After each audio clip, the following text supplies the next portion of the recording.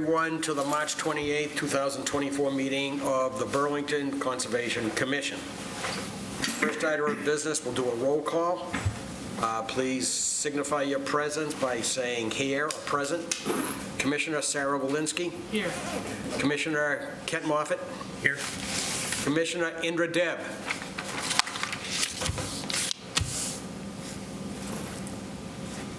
Here.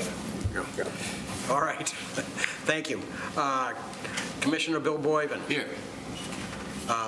Commissioner Rob Sheehan, he's absent. Commissioner Ed Loturco should be marked absent. And for the record, the chair, Larry Cohen, is here. All right. The next item is something, okay, let me read this notice first. This meeting of the Conservation Commission be held in person at the location noted above. Members of the public are welcome to attend this in-person meeting. Please note that while an option for remote attendance and/or participation is being provided as a courtesy to the public, the meeting will not be suspended or terminating if technical problems interrupt the virtual broadcast unless otherwise required by law. Members of the public with particular interest in any specific item on the agenda should make plans for in-person attendance versus virtual attendance accordingly. Okay, so next is public comment. We reserve this time for anyone who might be here to talk about something not on the agenda. Anyone in the room want to talk about something? Anyone online would like to talk about something? I guess the record should show that no one is here for a public comment. We have approval of minutes. The minutes that I have in front of me are February 22nd, 2024. Do we have any substantial discussion on them at all? No. All right, could I have a motion to approve the minutes of February 22nd, 2024? So moved. Second. Okay, I'll do a roll call. Sarah, how do you vote? Yes. Indra, how do you vote? Yes. Bill? Yes. Kent? Yes. And the chair votes yes. By a vote of 5-0, the minutes of February 22nd are approved. Okay, and my understanding is we do not have March 14th ready, is that correct? They just arrived in my inbox this afternoon, so there wasn't time to get them out to you guys, no. Okay, good. All right. So item 4 on the agenda is a discussion and vote for a proposed restoration plan. This is under an enforcement order for Burlington Crossroads 34 Cambridge. Someone here for that one? Come on up. And have a seat. Yep, please. And I didn't really fix them. please introduce yourself and what your affiliation is. And if you'd like to talk about what you provided here, you can do that, and then we can discuss. Sure. Ken Darling, Edens. We own the Burlington Crossroads Shopping Center, and my title is Senior Property Manager. Okay, so you are the top person of that property? Yes. Okay, all right. Okay, would you like to say anything about what you've provided here? You don't have to. As long as everyone got the copy, we went through one of our landscape providers that do all of our landscaping. They wrote up the spec and I think provided a drawing, and hopefully that is what you guys are looking for. Okay, all right. So, Eileen or John, do you have comments on what has been provided for a restoration plan? Sure. So the plan has several, let's see, 1, 2, 3, 4, 7 or 8 different native shrubs or small trees. Smaller trees would be the flowering dogwood and the serviceberry, Mentularia canadensis, which grow into short, small trees, 15, 20 feet high. These all look great. They're all native. They're all suitable for this location. And they're also then overseeding the slopes with a seed mix. So I think this is a decent plan, should provide some fairly dense habitat along the banks. Okay. So my only comments above that would be that the contract that was on the page 2 did not include anything for watering, and I would suggest that the first year the plants be watered weekly so that they survive. The other thing is that there be no substitution for these species. Sure. No cultivars. So these are all native species. None of them are cultivars. They're actually the species. So no substitution. So other than that, I think it's good. Okay, let's see if there's questions or any comments from anyone. Sarah, do you have any questions or comments on this? So is this likely to forestall the problem that happened before? This is where like everything was sort of clear cut off, right? Right. And these are expected not to grow sufficiently high that they would obscure the sign. That was your concern. Well, I mean, some of them are, they're gonna eventually get big, But you do have some time. Yes. All right, that's really my only question. Okay. All right. Indra, do you have any comments on this? This is a restoration plan for Burlington Crossroads? Nothing. Okay, thank you. Kent, anything? I think the plan looks pretty good. I agree with John. Looks like a pretty good Right. plan over there. And Bill? I like it. It's good. Okay, I have 2 questions. One is, maybe this is for John, I think, or the property manager, probably John, or Eileen, they give like these shrubs, like number 5, that's the number of the shrubs, right? On the invoice? Correct. Okay, so my question is, do we need any more specificity on the size of what's being planted or the size of the dogwood and so forth? Something called the Comus Florida is a 2-inch, and it says B&B. I'm not sure I understand what that means. Doesn't stand for bed and breakfast, so. I just. You're on the second page? Yes. Yes. But I don't know if if more Specificity on what is being planted. So that would be the size of the trunk, 2 inches. Right. I'm assuming B&B is like bound with burlap to maybe, so it's a tree root. The Okay. ones are smaller, probably, and don't have burlap roots. I'm assuming that's what that is. But, I mean, like dogwoods can be a stick, could be a little stick, or it could be something of substance. It's very difficult to get native species that aren't cultivars, so, I think they get what they can as far as.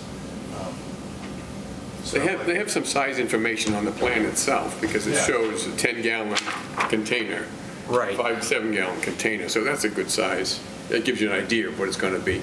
Right, that's true. That's true. And we're perfectly okay if after the planting, John or whoever swings by and there is some maybe areas that, are looking bare, like if we need to do some extra stuff, you can just let us know and we'll go ahead and put some additional stuff where it's needed. And we do have a watering plan, John, so. Okay. Yeah, for the entire summer, we have a watering plan. Okay. Yeah, and it looks like the biggest things, the 10-gallon ones, are Comus Florida and Comus alternifolia. Do you happen to know the common name of those? Yeah, so. What do you do? Yeah, Cornus florida is flowering dogwood, Okay, and Cornus alternifolia is alternate leaf dogwood. okay. They've got different alternative names here, Florida and Pagoda. Yeah. Okay. Yeah, It's flowering. Good thing we have John here. okay. I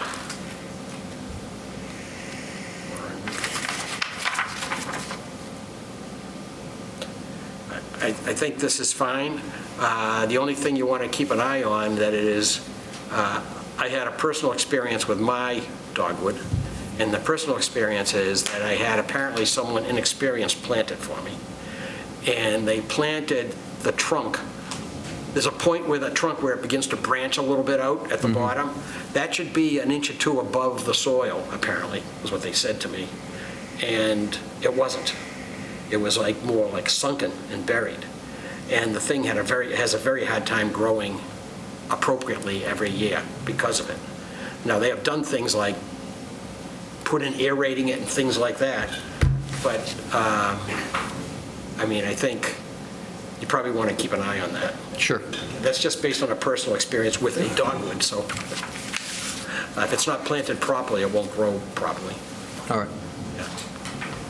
You would think that planting the whole thing further down is the way to go, but apparently that's not the way to go. At least that's what they said to me. That's what the tree guy said to me, why it won't grow. So I'm good with this. Is there anything else from anyone? Has everyone talked? All right, so can we vote this? Do we need to put anything in writing regarding weekly watering, or this discussion is fine in your opinion?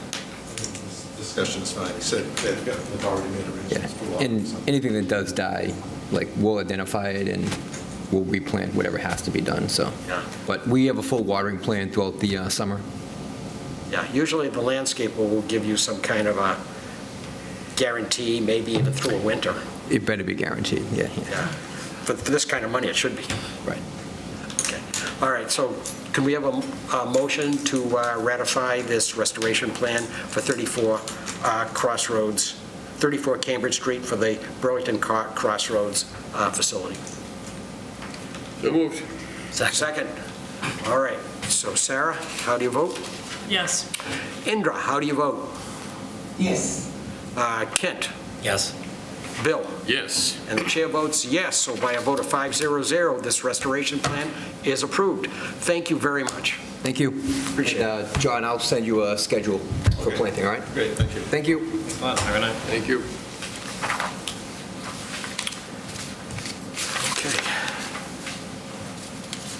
Okay. Next is item 5A. Notice is given that the commission will hold a public meeting during which time we'll have a public meeting and act upon a request for determination of applicability filed by Rakesh Goel for a restoration activity, including tree replacement and landscaping with a 100-foot buffer zone to bordering vegetative wetlands located at 12 Sarah Street in Burlington, and will thereafter issue a determination of applicability. The application is heard under the State Wetlands Protection Act and Burlington Bylaw Article 14, and you can obtain a copy of the application by writing to conservation@burlington.org. Good evening. Good evening. Please introduce yourself, and you can make some comments if you'd like. Okay. My name is Rakesh Goel, and I have Dan on the WebEx, so he would basically take from me over here. And who is he? He is Dan Dragany. He is one of the consultants. Sullivan, okay. All right. All right, nice to see you. Nice. Okay, so we turn to him now? Yes, please. All right, so we have is it Dan, what's his name? Dan Dragany. Yeah, so my name is Dan Dragany from Dragany Engineering Group. So I'm Rakesh's civil engineer that designed the site plan. So what I can do is go through a brief summary of the project and then get into the RDA quickly, if that works for the question. Please do. Okay, thank you. As you know, Rakesh Goel is currently performing a reconstruction project at 12 Sarah Street. I'll provide a brief summary, then we can get into the RDA application, as I mentioned previous. Would the commission like me to share the plans on screen here? Sure. If Eileen is not sharing it. I was just about to, but he certainly can, because he'll probably point to things, that's fine. Sounds good to us. Looks like I just need rights to share screen. Candace made you a presenter. You could do that. Oh, sorry. Great. Can't do that.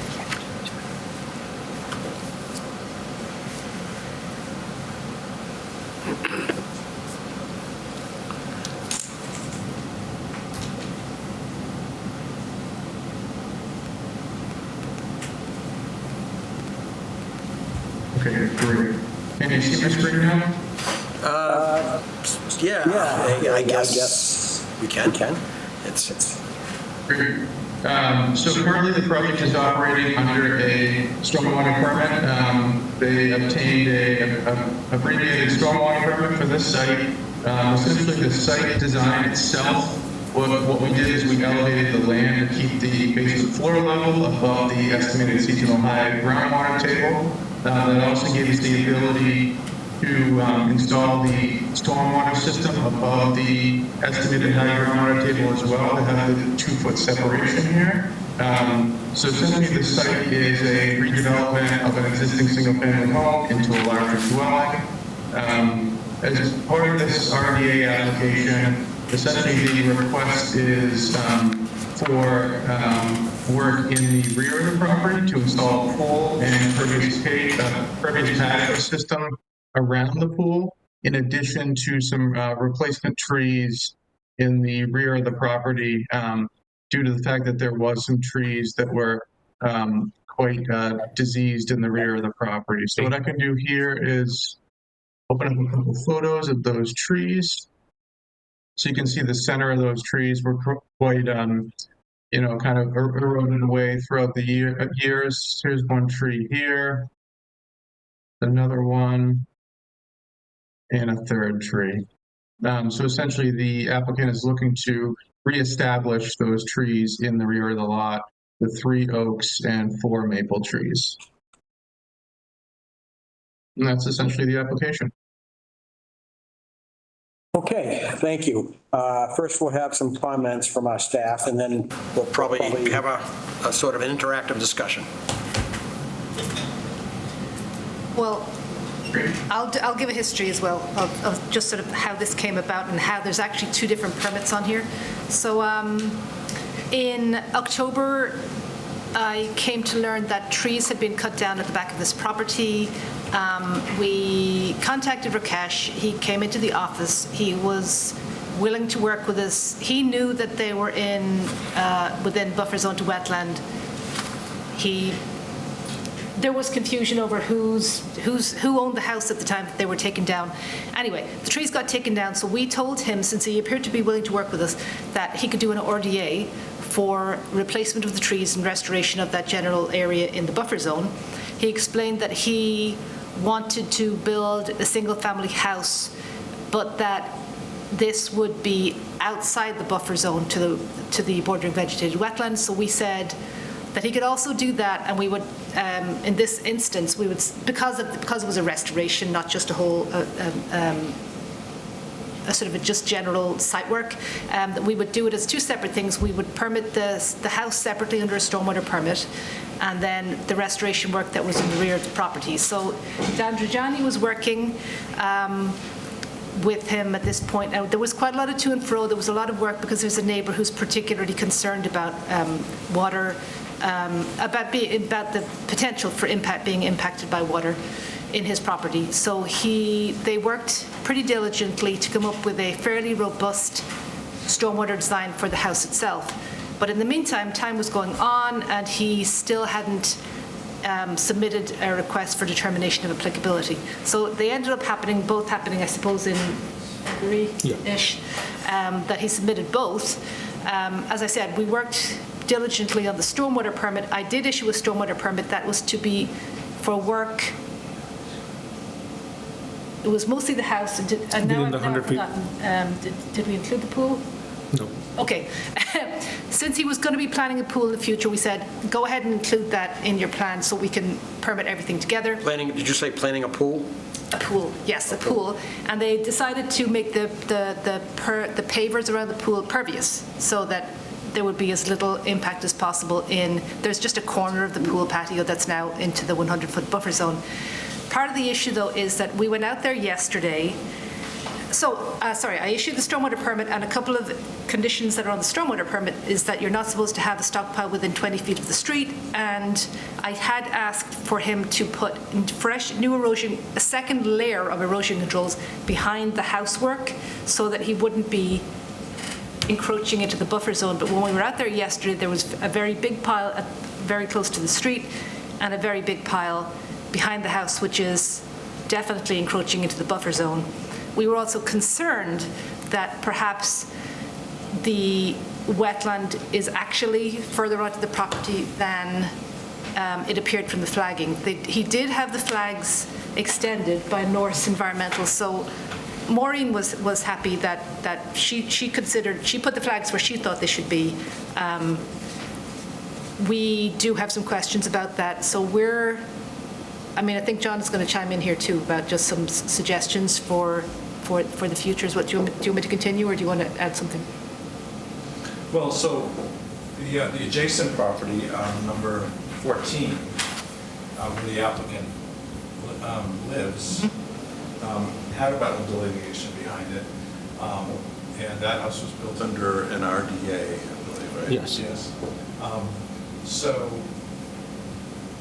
we didn't really realize that the delineation was then extended for this property. We thought they were just going off the delineation for number 12 or number 14. We included both. No, we didn't. Yeah. So the way the delineation was extended behind the original house, it didn't continue behind the house that we have before us. It just sort of hooked around and didn't extend any further to the west, I guess. It seems very apparent to us that there's a wetland. There's also, the wetland continues down behind, I think number 10. Yeah, Yep. so the wetland continues down, and that's not reflected in the flagging. So it's not entirely clear that even the trees that were cut are not in the wetland. Some of them could be in the wetland. So in the buffer zone probably extends quite a bit further into the property than we originally thought when we issued the stormwater permit. Okay. Let's first see if there's any comments from the commission, and then we'll have a discussion over what to do from here. How does that sound? Okay. Indra, do you have any questions at this point? I can always go back to you if you'd like. Yeah, I just want to ask you first is, John, the way they are showing the tree planting, is this because you just mentioned that the trees they cut could be was probably in the wetland. So would that be compelling or what they're doing here? So what we haven't said yet is we're going to try to meet with the applicant's wetland scientist on site to look at the wetland delineation and see if it's accurate, look at the soils out there, and if it turns out that the wetland line needs to be extended, which we really think is very likely, then the plantings may have to shift. The types of trees, if they're actually in the wetland, might have to change. But Indra, I think he placed them like that because he was trying to avoid putting them in the wetland. He was trying to stay outside the 20-foot no disturb. Yeah. So that's how the silt fences and everything in the back. Okay, thank you. So let's see. Okay, thank you. Sarah? When I was there yesterday, I took a look at what the ground was like and the water. I definitely noticed those two very large dirt piles in the somewhat strange locations. It's really hard to believe that the wetland flagged line is accurate based on what I saw. There's like a lot of standing water and extremely, John had the soil auger and took some plugs where those trees are located in this diagram, or maybe even further towards the house. And the soil was so wet, it didn't even stay in a plug in the auger, it just glurped out. It's extremely moist soil around there. It's hard to believe that the wetland line shown here is accurate. So what has happened is when we were digging the thing, so from the side of the fence, we have it in between 14 and 12. So we were pumping out the water on that side in the back. That's why probably that's wet as well, because we were pumping the water over there. From the foundation? from the foundation, which was, When I saw the hose, it was on the rocks. It was on the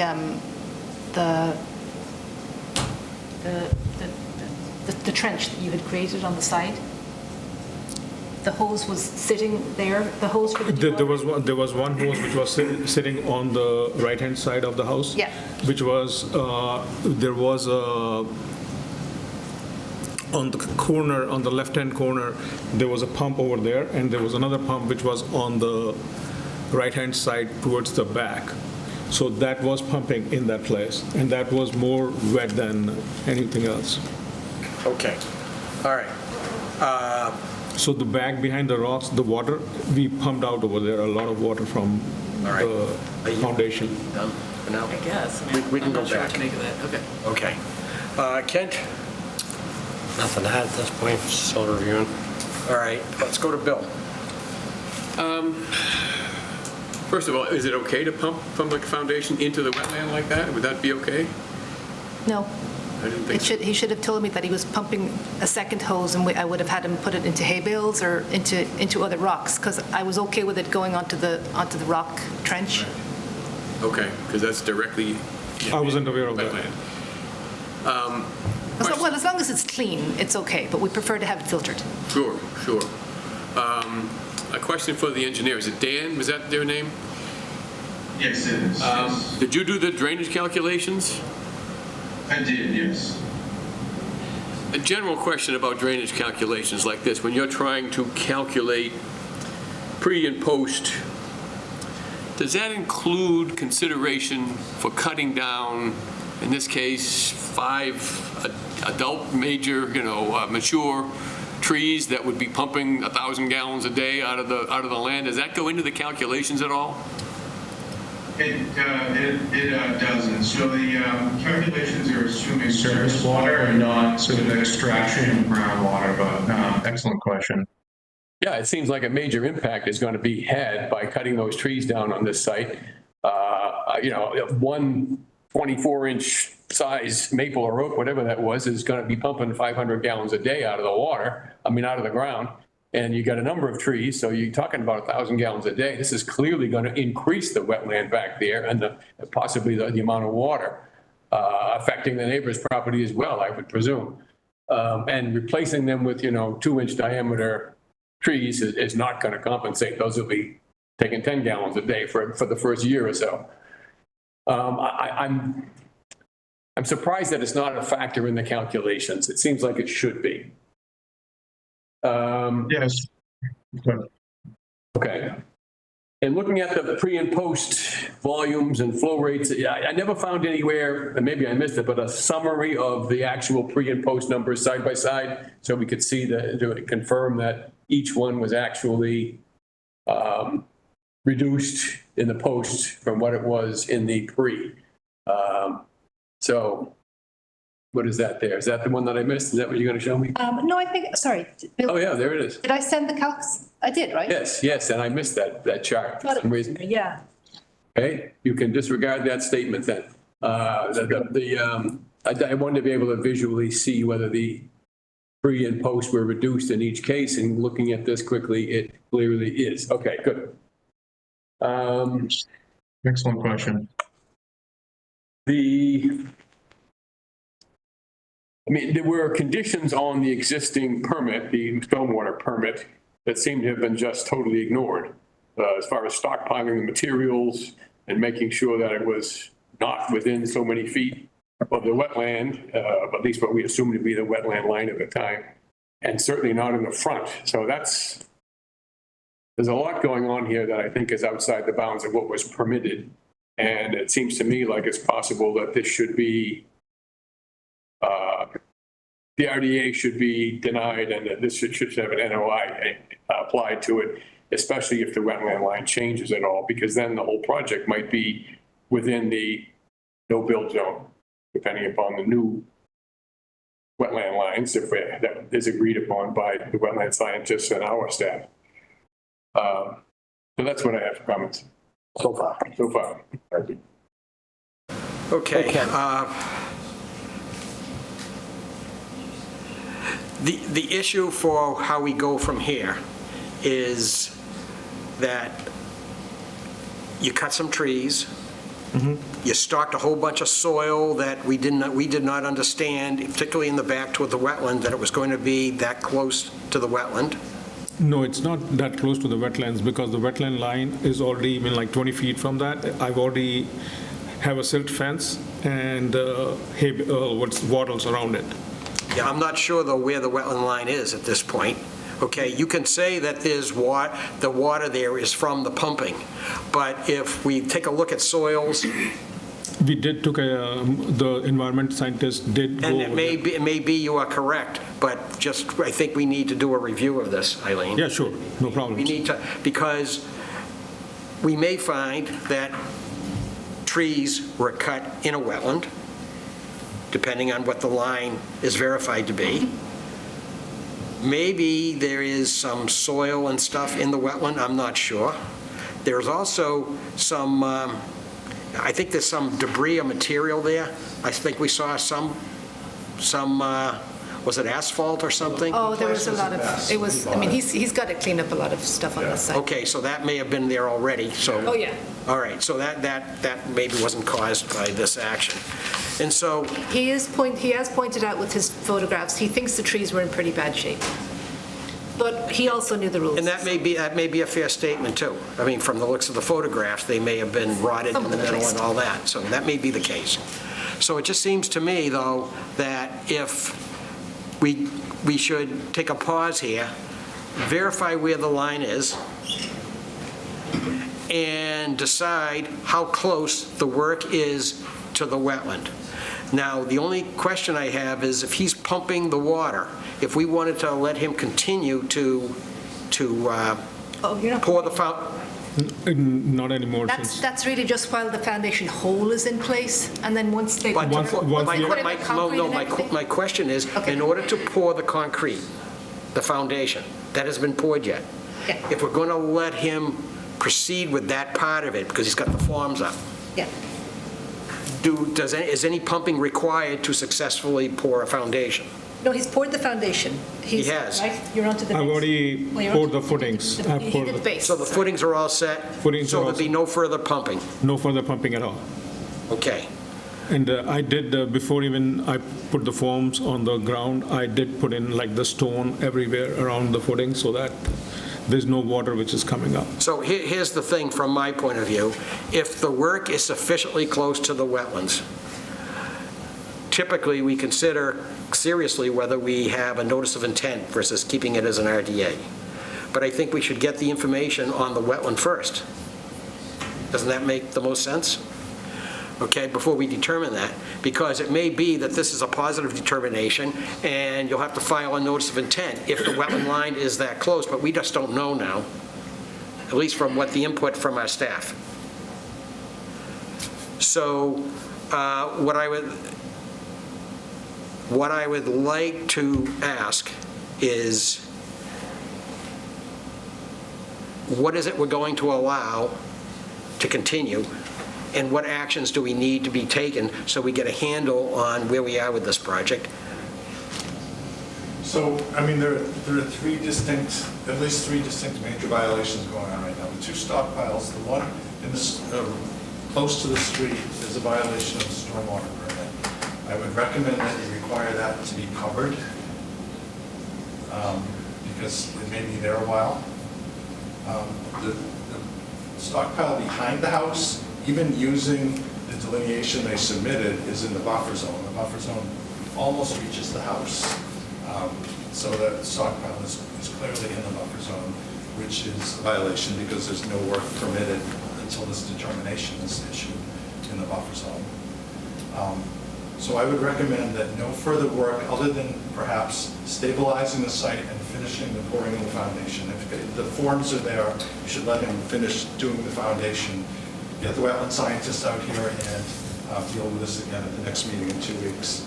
Hopefully the wetland scientist can get out there with us in the interim. So once the foundation is done, I can backfill it because I can backfill the Yeah, that would The soil- probably make sense. That Some of way the soil, stockpiles it's won't- gone. stockpiles would be gone away. Okay. So finish the foundation and backfill and nothing else. Will all of that stockpile be used to backfill, or will some? Yes, no, all of that would be used to backfill. Okay. Because we have to bring so we are bringing the elevation of the ground a little bit higher because of the stormwater. So that would be all used on the sides as well as on the front. So Now, where can the large machine, do we need restrictions on how far in the large machine can be to get to the back of the thing? Or can it clearly be handled without going closer to the wetlands than the pile is already? In other words, to move that stockpile, do you have to get a big machine in back of the stockpile, closer to the wetlands? I don't know. Can you do it without doing that? So the stockpile in the back would be moved by the machine. Yeah, but where is the machine going to be? So the machine is going to be on the side of the house. It will not be in back of the stockpile. It won't cross the stockpile. It'll just go from there, clean it up around the house. Does your engineer agree with that? Dan, I'm actually not sure exactly where the pile is located. If I was to draw here. the pile is where the pool is, just before the pool. Closer. Oh, it's here, okay. Yeah. I would say that then, yes, you should be able to haul that material out without going into the buffer zone. Dan, can you just stop sharing? And I'm just going to share some pictures, okay? Sure, of course. Please. Thank you. No problem. Just so everybody can see. All right? Don't want to become the presenter. Yes, I do. All right, so back to this. Come on.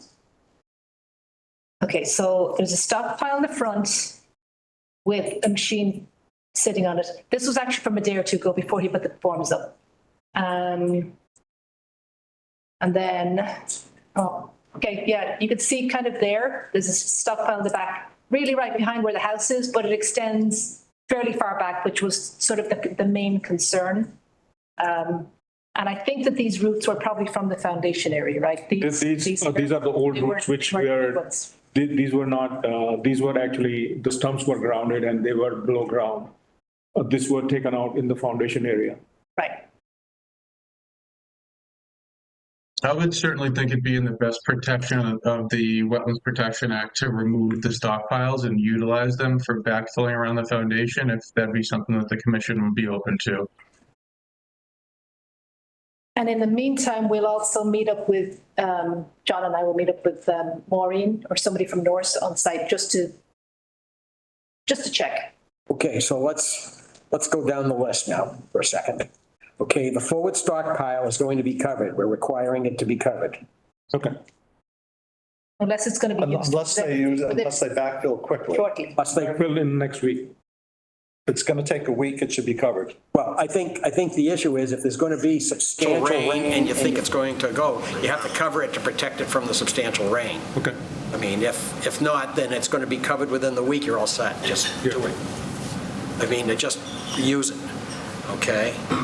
The stockpile in back, you're going to use it for backfill after the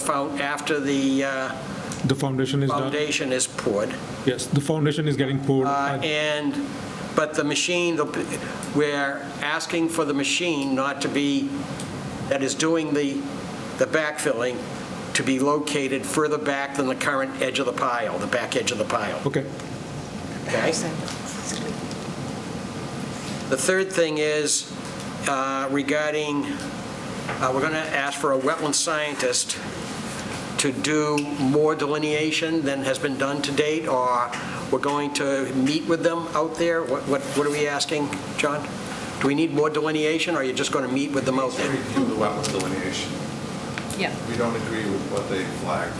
All right, so the office will handle that with their consultant. Okay? Okay. We're allowing the foundation to be poured.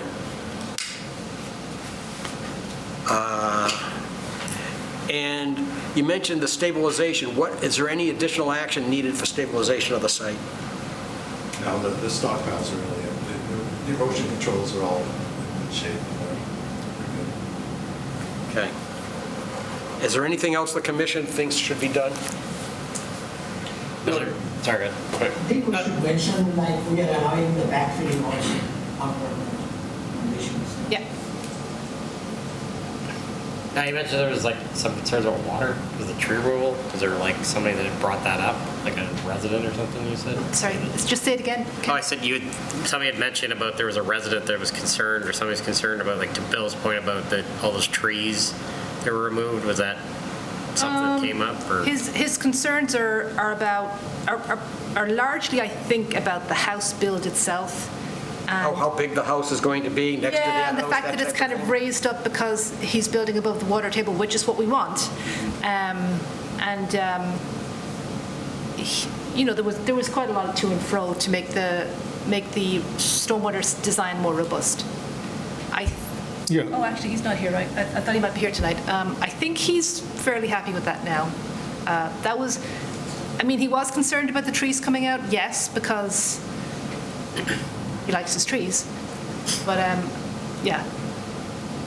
Yeah, I mean, the stormwater was pretty robust from what I saw, like the French drain. Okay. So I was just curious. All right, Bill, anything further? That's exactly the point that I was going to raise, just to encourage you to make sure you work with the neighbor, work with your abutters, and talk to them, and make sure they're comforted by as much as you can. So, if you look at it now, it looks like it's a disaster. I have to live over there for I have to live with him. Yes, exactly. So so I'm doing whatever it takes to. I think so. Eileen knows about it.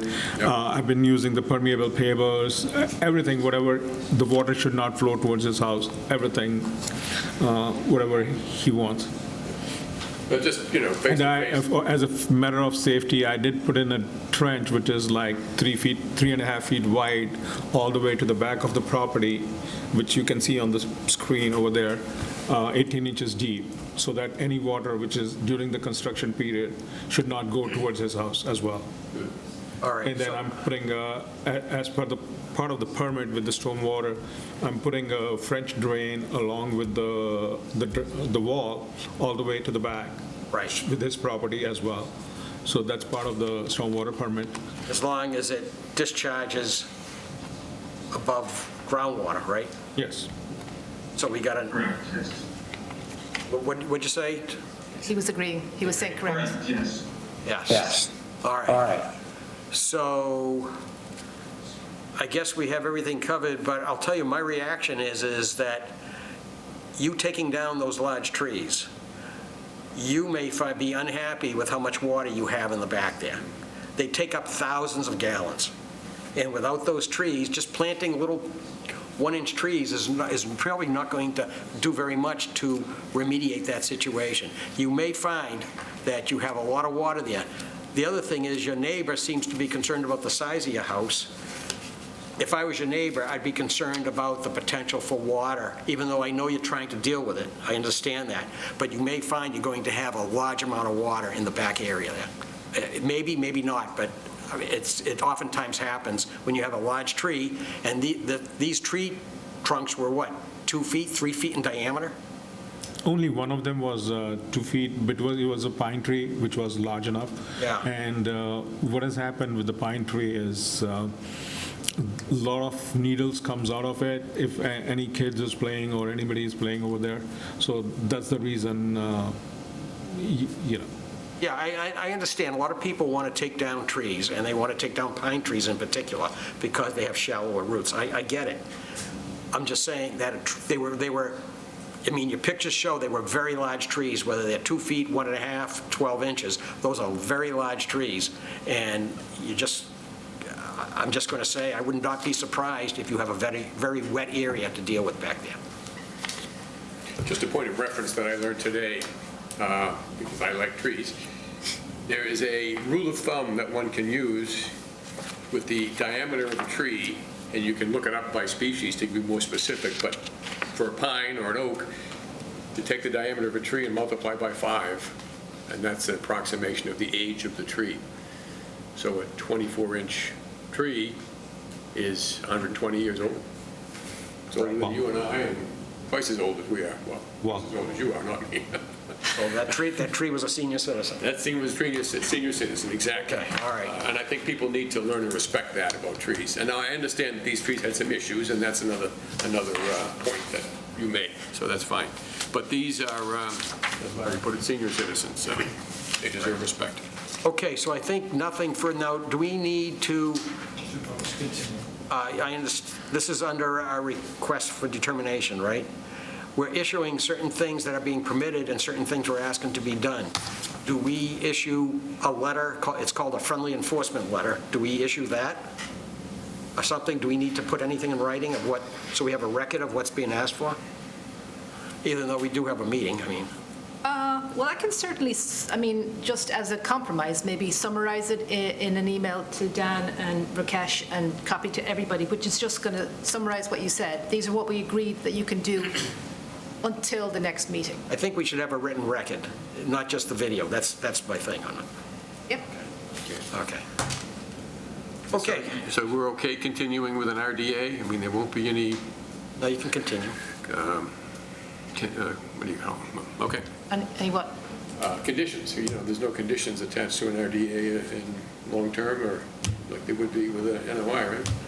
Well, we're going to bring it back up again, and then we will. Until the next meeting, then you'll issue a determination, either negative or positive determination. But just based on a line, Okay, so on we're a just line that everybody's more confident with. Okay. All right, so Change. I think we've thoroughly discussed this, so why don't we just take a vote? Can I have a motion to continue the request for determination for 12 Sarah Street until our next meeting of April 11th? So moved. Second. Second. All right. Indra, how do you vote? Yes. Sarah? Yes. Kent? Yes. Bill? Yes. And the chair votes yes by a vote of 500. 12 Sarah Street request for determination is continued to April 11th. Thank you very much for your time. Thank you very much. Thank you, sir. And I Thanks, will be Rakesh. there Thank you, Dan. on April 11th. I think so Dan will be there. Thank you. We'll figure something out, okay? Thanks.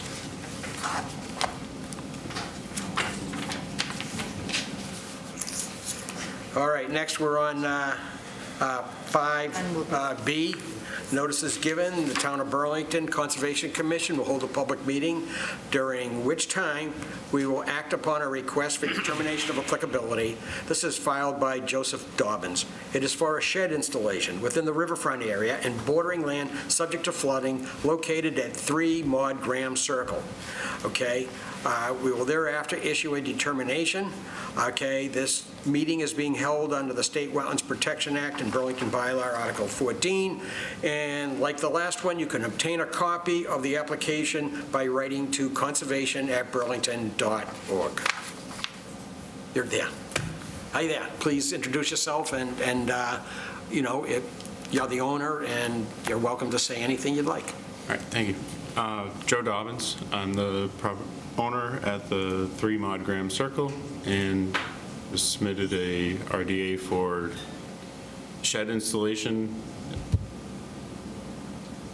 where the home, so previously bought the home in 2019 when it had been lifted with a LOMA, so the home was taken out of the flood zone AE, but I recognize that the property is still within all of the buffer zones and flood zones. Okay. And the size of their shed is what? 12 by 20. Thank you. All right. Sounds good. Okay, so Eileen or John, do you have comments on this one? Sure. So, Joe explained it. He does want to build a fairly substantial size shed. The main issue is that, as you can see in the aerial on the right-hand side, all of this light blue color is flood zone, the 1% flood zone. So it looks like his entire property is in the 1% flood zone. As he explained, he does have a letter of map amendment, which takes the structure of the main house itself out of the flood zone.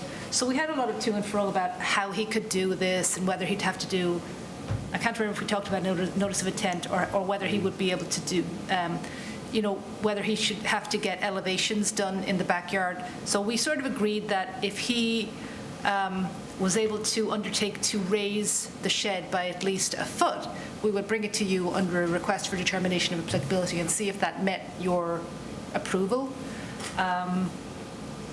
So let me just scroll down. These were just some pictures of how it looks. So there is actually some wetland in the backyard as well. So where he's going to be putting the shed it turns out, is also going to be quite close to wetland. He's putting it on a gravel pad. I was pulling up the pictures he sent earlier. No, wrong one. I don't know if it'll switch over to it. Anyway, he did send some pictures. I'll stop sharing and I'll find the pictures of what that would look like. There would be a gravel pad and then either blocks, I'll find them in just a second, or possibly, he was saying, Sonotube. Sonotubes. So Was there's another the option, possibility, there is the which we option just found out for today. tubes from, But either way, it would be a series of something like 16 or something footings or blocks to hold up the shed on the gravel pad above the floodplain. yeah, so in order to elevate it, they put there's 8 by 16 cinder blocks, and they space them 4 feet apart, dispersed. So it's 12 by 20. I think it would be 15 different footings.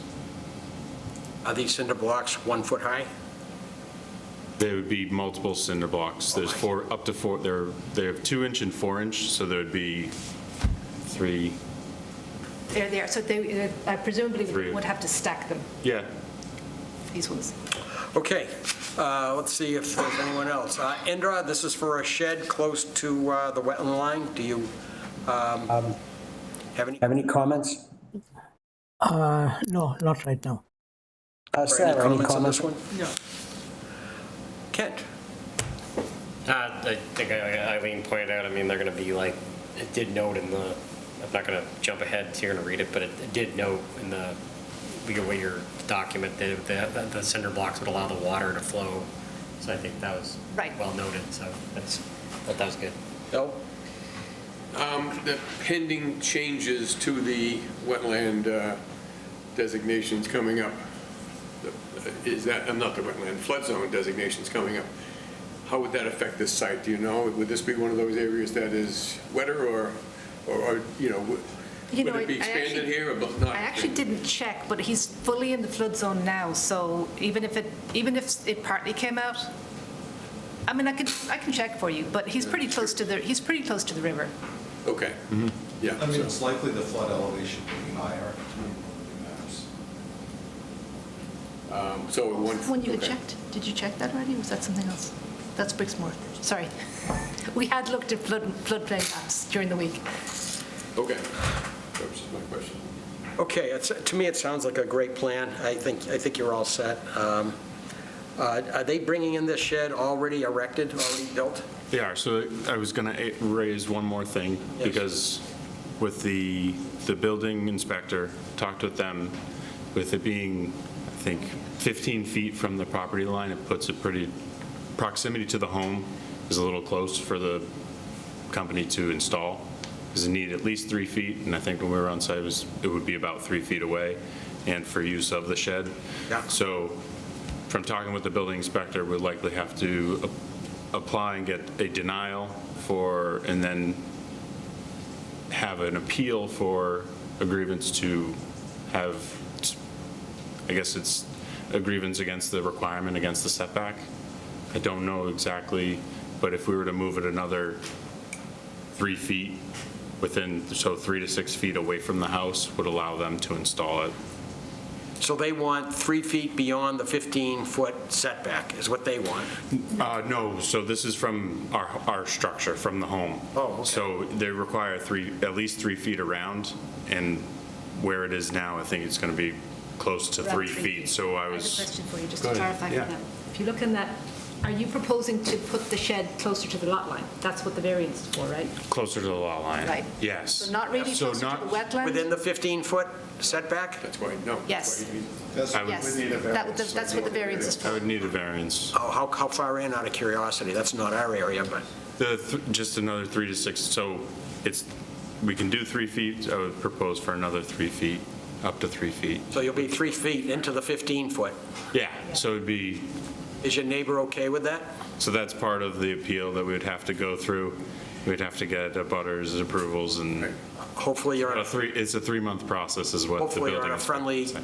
terms with your neighbor? Yeah, you saw their garden, it gets lots of light. No, we are. We're Does he bring you vegetables from his garden?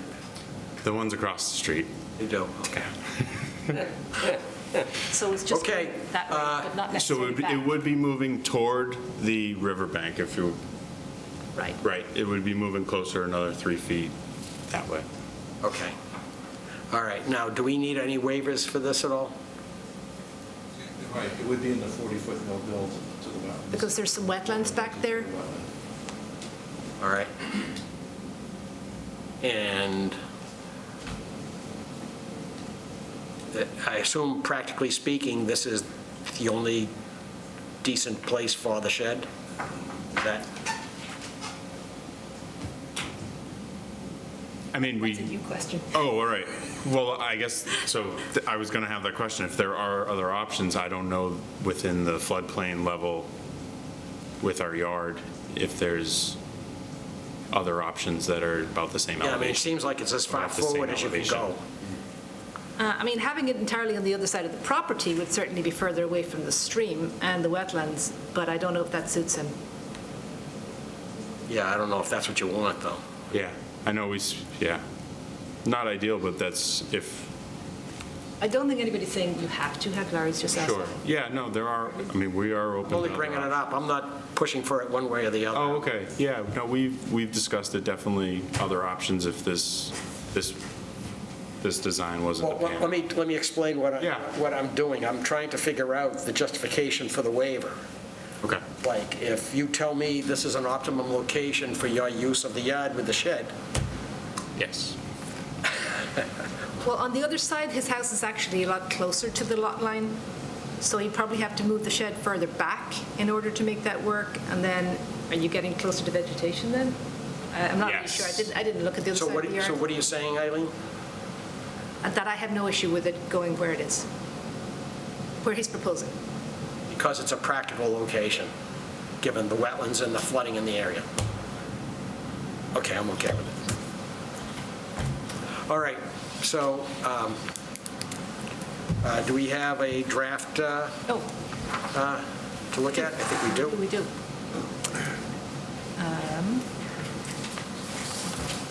Right. We do indeed. 3 Maud Graham.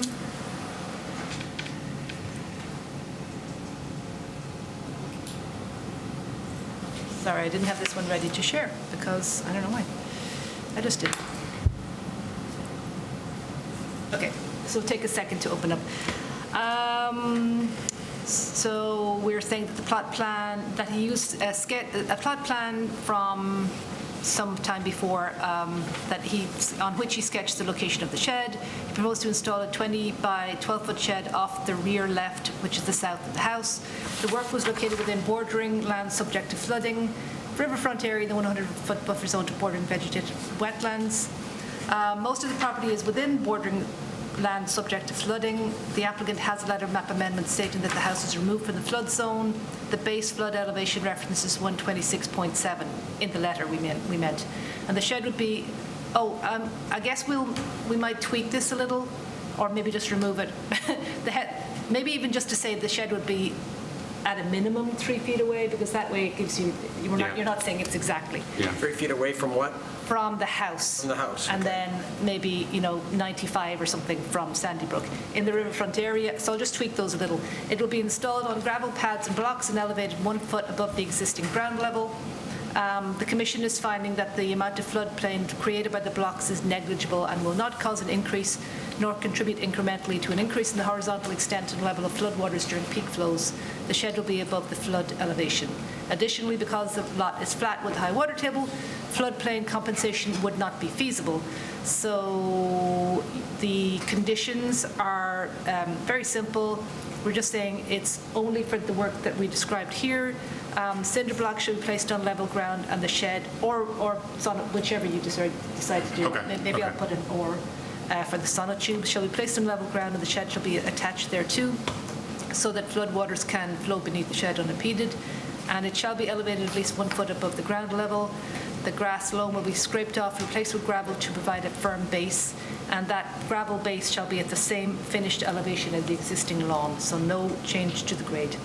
The excavated loam shall be removed off-site. Keep the roadways clean and don't change any other grading on the site in the course of this project, and it says that we may just check on this project while it's happening. Okay. Which is going to take like 2 hours or something. There's one thing that the site preparation did mention with the, in regards to the grading, because there is a slight slope. They mentioned that when they pull up the soil, they'll probably compact some to make it even and level. Is there any concern with? No, I think that's just like, it's probably an inch in the corner or something. It's, Yeah, I don't even, It's like I de don't think minimis, that's- it's de minimis yeah. filling. But you'd be lowering one side to raise the other, so you'd be compensating in the process. I don't think we necessarily need to reflect that kind of tiny micro. No, we don't. Okay, Okay. All right. good call. When it's a couple of inches, we just don't regulate that fine for situations like All that. right, that's, We appreciate you being so thorough. Yeah. And honest. we've had a lot of conversation. It's your fault. All right. It's very helpful. All right, so is there anything, it sounds like there's not going to be any stockpiling. We don't need a prohibition on any stockpiling, the whole thing comes in. Yep. Are they using heavy machinery for the, not for the A building? crane from the street will, Okay, Put but it for in. the site preparation, because it's a fairly sizable, to put the ground. okay, yeah, he did say he would bring in, Bobcat or something? yeah, Bobcat. Okay. There's just one additional finding that I just thought of that we should include in the findings, that the work is on, proposed work is on existing lawn.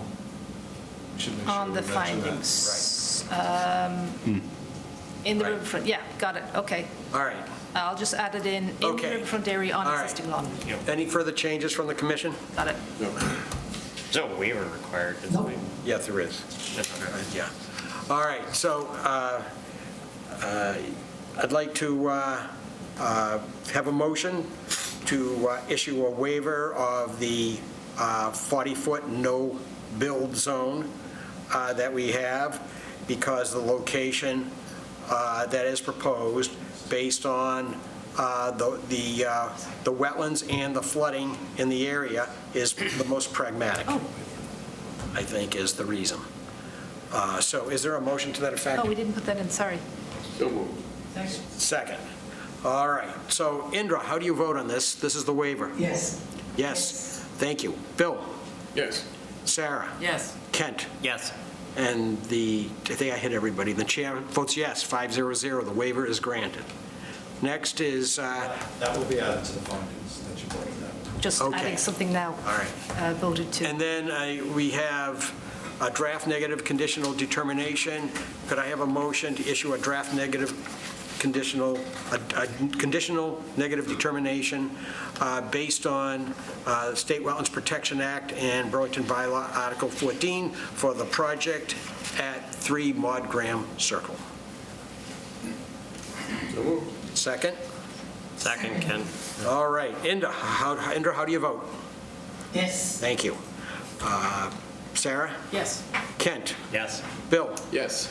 And the chair votes yes. By a vote of 5-0-0, you have a negative conditional determination, so you can, Thank you. Put up your Thank shed. you, everyone, for the time. all right, thanks so much, appreciate it. When are the shed guys coming? Oh, wait a minute, you still have to go through the, sorry, never mind. I'm going to go through the building Yeah. inspector to figure that out. We'll see how that goes. Okay. But I will let you know. Well, no, it's okay, this, I'm just saying that this is going to be issued on Tuesday. So, Oh, okay. Thank you. All right, 5C, notice is hereby given, they'll hold a public meeting during which time we have a request for determination of applicability filed by Jeffrey Little for monitoring well installation within riverfront area, bordering land subject to flooding, and the 100-foot buffer zone to bordering vegetative wetlands located at 25, 45, 55 Blue Sky Drive and 50 Greenleaf Way and Bedford Street and Middlesex Turnpike right-of-ways in Burlington. The application's being heard under the State Wetlands Protection Act and Burlington Bylaw Article 14. And again, you can write for a copy at conservation@burlington.org. Good evening. Hi, yeah, I'm Jeff Little, and we have a request for determination of applicability related to additional monitoring well installation in the Blue Sky Drive area. You may or may not remember, I think I was here exactly 1 year ago today, for a similar request, and this is just additional assessment related to the same ongoing MCP investigation for our client for the former RCA facility there at what used to be called One Network Drive and now is One Blue Sky Drive. And so this next phase of investigation involves an additional 5 monitoring wells being installed on the Burlington section of this site, and those monitoring wells will be installed by a licensed driller and overseen by environmental professionals and maintained for monitoring purposes. Okay, thank you. So John or Eileen, do you have comments on this one for monitoring well installation? So monitoring wells are an exempt activity when they're in the buffer zone and when they're in the riverfront area. However, monitoring wells are not exempt if they're within any other resource area other than riverfront. So in this case, some of the monitoring wells are in bordering land subject to flooding. Under our bylaw, we don't really give an exemption for monitoring wells for anything. So under our bylaw, even just if they're just simply in the buffer zone, you'd require a filing under the bylaw. But as I say, some of these are quite close to Vine Brook, close enough to be, as Eileen actually discovered today, one of them is actually in the floodway, the portion of the high velocity flow of Vine Brook over near where the old flatbread used to be. But it's not obviously in Vine Brook. It's on the land adjacent. So, I mean, they seem to be able to park cars in that lot. So I think a monitoring well should be okay there. So I don't really have any other concerns. Okay, Indra, anything on this one? How many monitoring wells? I missed it. 5. On the map, there are 7 locations shown, but 2 of them are in Bedford. So the 5 red symbols that are, I guess, on the middle to right-hand side of the figure. I can be more specific if you need me to. Oh, okay. All right. No, I don't have any more questions. Okay, Sarah, anything on this? I'm just interested, what's The contaminant you're looking for in these wells? This current investigation is for PFAS, polyfluorinated substances. From when it was an RCA plant? Like the original? Yes, that is the presumption related to the circuit board operations and photographic plate operations there, yeah. Okay, I don't have any concerns. Kent? No concerns. Bill, anything? Nope. Okay. You're using, what are you using to do the drilling? A drill rig, a hollow stem auger drill rig. Okay. Do John or Eileen, do you have any concerns over the drill rig going into these areas at all? No. No, we're okay with this? All right. All right. Okay, so I don't think there's anything further. So we have a draft negative conditional determination. And I guess I'll ask John or Eileen to please review. Well, I'm pulling it up, so I'll just read it. Okay. So I fixed the spelling of Jeffrey's name. Sorry about that.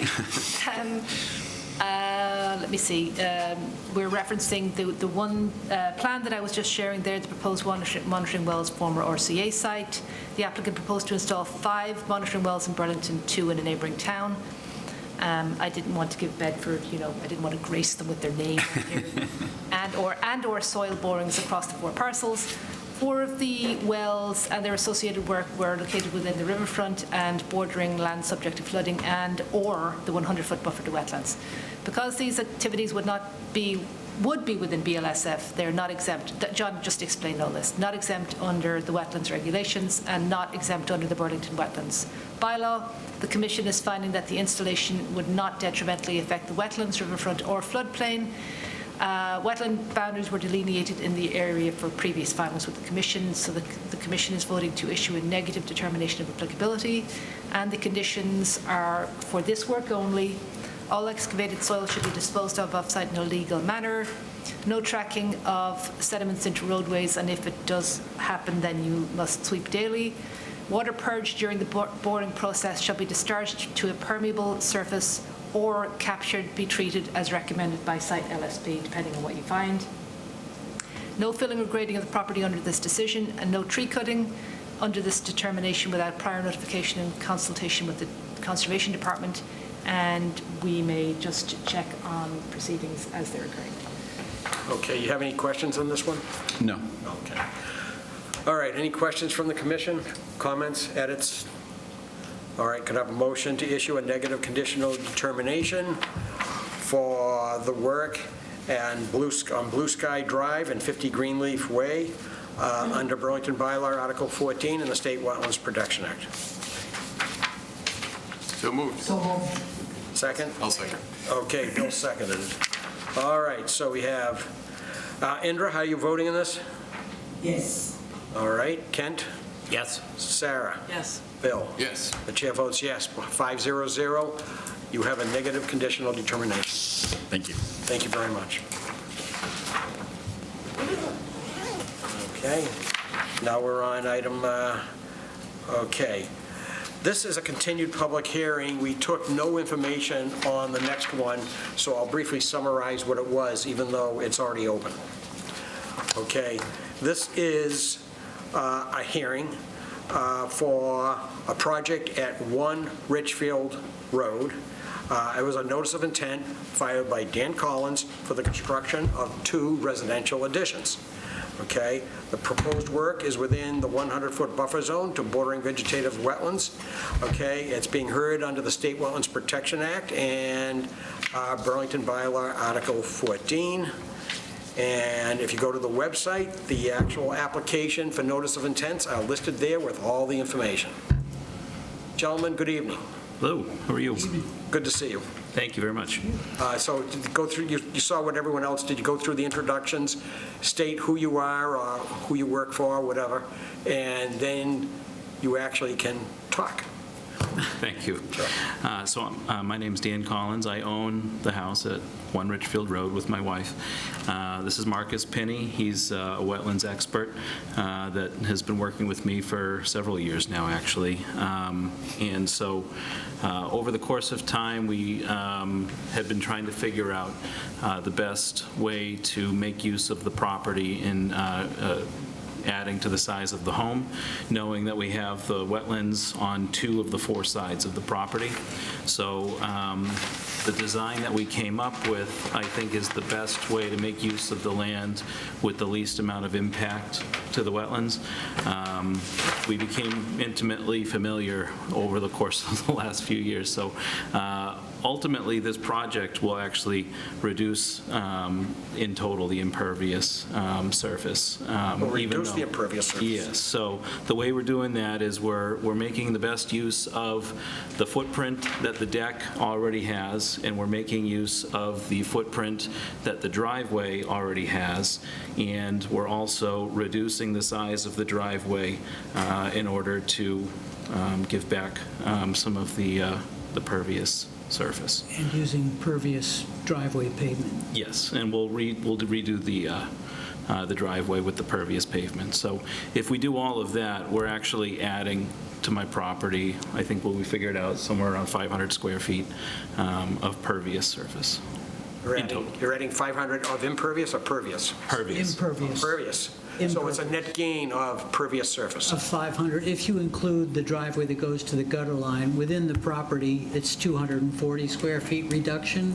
But if the driveway does go to the gutter line, and that the plan is to replace that driveway portion as well with pervious pavement. So it would be a total of 500 square feet. Got it. Sounds like you've given this some thought. We've put a lot of work into this. It's almost 5 years now. Really? Well, that's the hard part. The planning is the hard part. The planning is the hard part. You're right. Yeah, the actual construction, once it's all set, it's like, yeah. Okay. John and Eileen, Mr. Pincus, do you have anything further you want to say? No, I delineated the wetlands formally for this application. The wetlands were reestablished on a prior restoration effort in 19. John and Eileen have reviewed and approved that wetland boundary. but we did it formally, so under this filing, we would appreciate you approving the wetland boundary as a part of the order of conditions. Okay, all right. All right, so Eileen, you have comments? Well, I would just like to remind you that you have met Dan and Marcus before a few times. There was a sort of, I guess, unfortunate, we'll just call it wetlands violation before Dan even realized that there were wetlands on his property, but he worked with Marcus to create a very nice wetland restoration. So you met him for that. And then about maybe a year ago, they were in, because they didn't want to rush into this if you were going to deny it, they had a nice discussion with you. It was a discussion item to sort of run this by you to see how would you approach this. So at the time, you did react pretty favorably to their ideas, especially to the idea that they were actually going to be ultimately reducing the impervious on the site. This was how long ago, Eileen? Was it a year It was ago? last About a year fall. ago. I think it was maybe September, somewhere around there, maybe. I felt like it was spring. It was It might have sometime been last year. Sometime last We year. were friendly to the idea at the time. Sometime, you were friendly to the idea at the time, Okay. so just to remind So we you. can we'll have to stay friendly. There's wetland associated with a channel down here, Yep. and there's wetland on the backside. So as Stan said, there's wetlands on two sides, so they're kind of a little bit kind of hemmed in limited sort of in what they can do. This is the area where they've done some very nice restoration. So yes, they're proposing to add an addition at the back that would bring it a bit closer to the wetland at this side. I think it's not really going any closer at the other side, right? No, no. Or if it is, it's by a foot or something. It's going a little bit closer, but because we're reducing the driveway side on that side, we're actually taking the impervious further away from the wetlands. And apart from that, we partly because this got continued from the last time, we just blanked on bringing you guys out to see it yesterday. So we'll probably go see it between now and the continued hearing, and if not, I'll certainly go out there and take pictures. The pictures I had were kind of older. I did grab a couple that were from Marcus's own shots from before. This is just showing you what it looks like right now. This was the yard after the restoration. Yeah. Marcus Pinney's photos. Okay.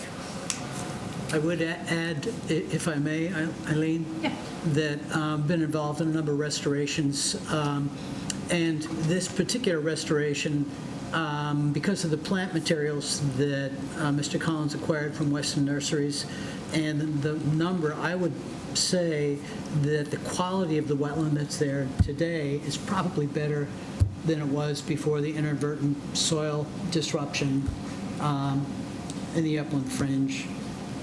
Previously, it's really pretty impressive.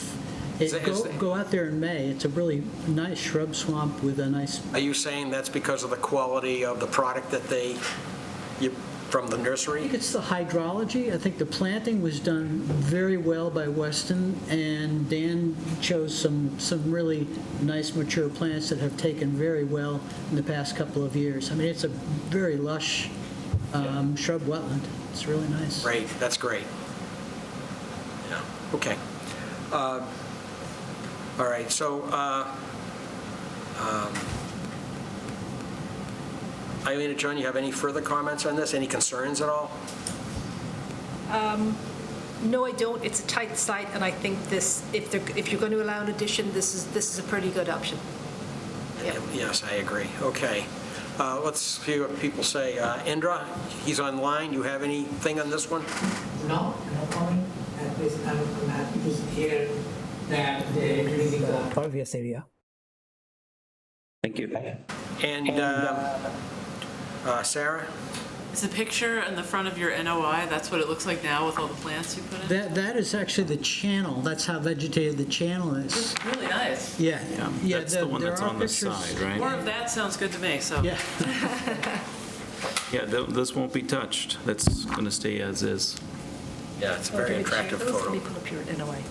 Okay, Kent, anything on this?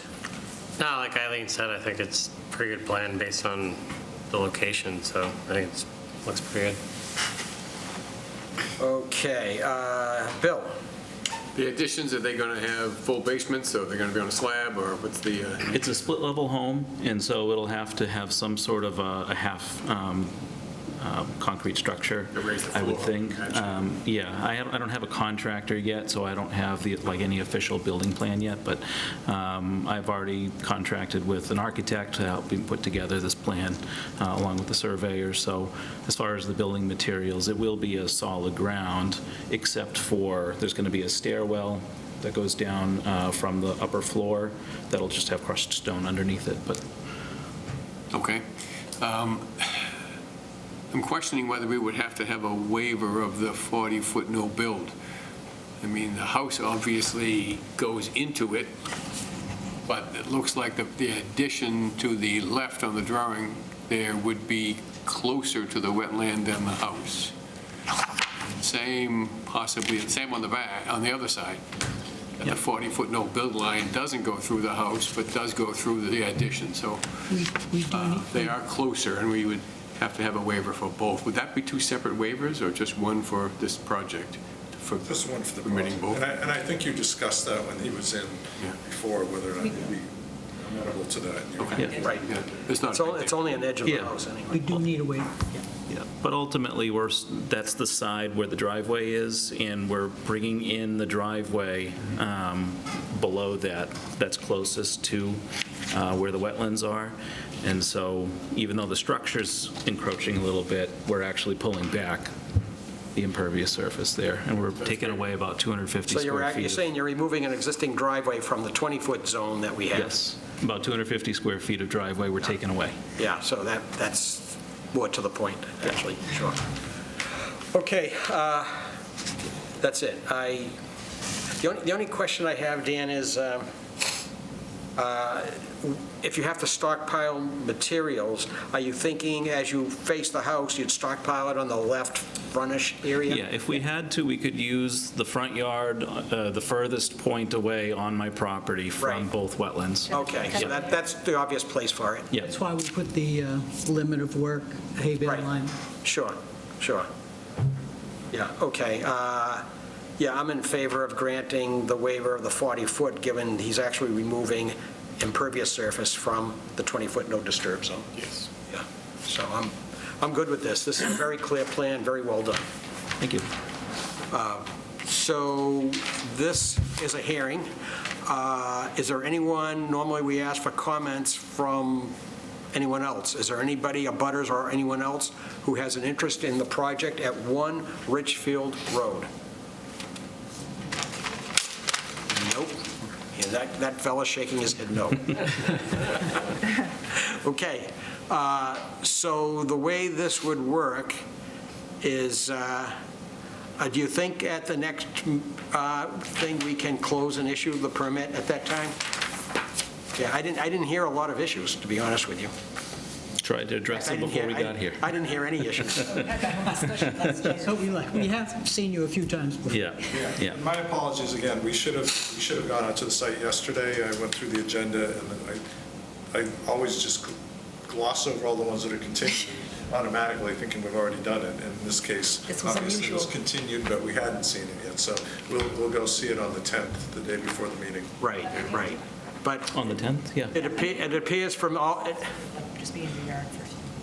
it appears from all the information you've given us that I don't think there's anything further you have to provide us. I didn't hear anything. And I don't see the likelihood of any problems. So we'll have a motion to grant the waiver, and then we'll have a motion to issue the permit, motions to issue the permit. I just have a question for everyone's clarity. What are you doing with the rooftop water on the additions? I'm sorry, I didn't hear that. Oh, the rooftop water on the additions. Are you- Drip edge, unless the architect changes that, but not planning to do dry wells because of the closeness of the water table in the area. I mean, the wetland is about 1.5 foot below the surface of the lawn historically, so putting in, drainage chambers would be probably not a good solution. It would be in the high groundwater table, probably. Yeah. Seasonal high ground. Right, got it. I do have one question, just for Dan. Do you know what time you would be out there approximately on the 10th, so Dan could meet you there? Well, if we meet at 3, we can go there first, probably, right? Right? You have a preference? You prefer later in the day? Oh, you wanted to start later though as well? Well, I prefer later, but I'll do 3. I mean, I don't have a preference. I could just make sure I block off the time if you have a general idea. That would be fine. It would be sort of late-ish in the afternoon, 3, 4 o'clock. I'll make it work. We'll have to see what else we get in. We sort of an itinerary based, Make it so work we're in not the town, going yeah. all I'll over just- town. We try to do. so can we send them an email or something to let them know? Yeah. Okay. Yes. I just have one other question. Have you been to the Board of Appeals, or do you need to? No, we'll still need to do that. Yeah, and so we had to choose which one do I go to first, so I decided to come here first. And you're going to the Board of Appeals because why? Will be Sooner than later. very little bit on the setback on that top side of the map that you're looking there, or On the rear addition? Oh, here, on the this rear 10? addition there, yeah. I got it. Oh, Just a yeah. smidge, yeah. Yeah. But that's not within the Yeah, 40-foot. that's not our issue anyway. Yeah. The whole property's within the 100-foot, but that part would not be within the 40-foot. You Do they tend to look more favorably if you've gotten an approval from the? I've been told so, but I don't want What was to the put question, words in their Eileen? mouths, yeah. Eileen, what was your Oh, I was just asking, do they tend to look more favorably if it's also a wetland filing and they've gotten approval from us? I just wasn't really sure. I've been told that may be the case, but I wouldn't want to put words in their mouth. I assume they'll make their own decision. So you'll go in there to the Board of Appeals and tell them we gave a thumbs up, is that what you're? That's what I'm hoping to do. Okay. All right, so that will be the plan, so I'll need a motion to continue the hearing for 1 Richfield Road to our meeting of April 11th. Second? Second. Okay. All right, so we have Indra? Yes. Okay, Kent? Yes. Sarah? Yes. Bill? Yes. And the chair votes yes. So the 1 Richfield Way hearing will be continued to the meeting of April 11th. Thank you very much. Did you vote the waiver tonight? No. You're going to do that at the next? We'll do that all at that time. Okay. Conditions and everything. Yeah, but I did not hear anything that you have to supply us between now and then. I think Should that change, you just send me an email? Oh, absolutely. Yeah. Yeah. Yeah, absolutely. You'd hear from the staff, I think, on that. Okay, So I think you're in good shape, Dan. I appreciate it.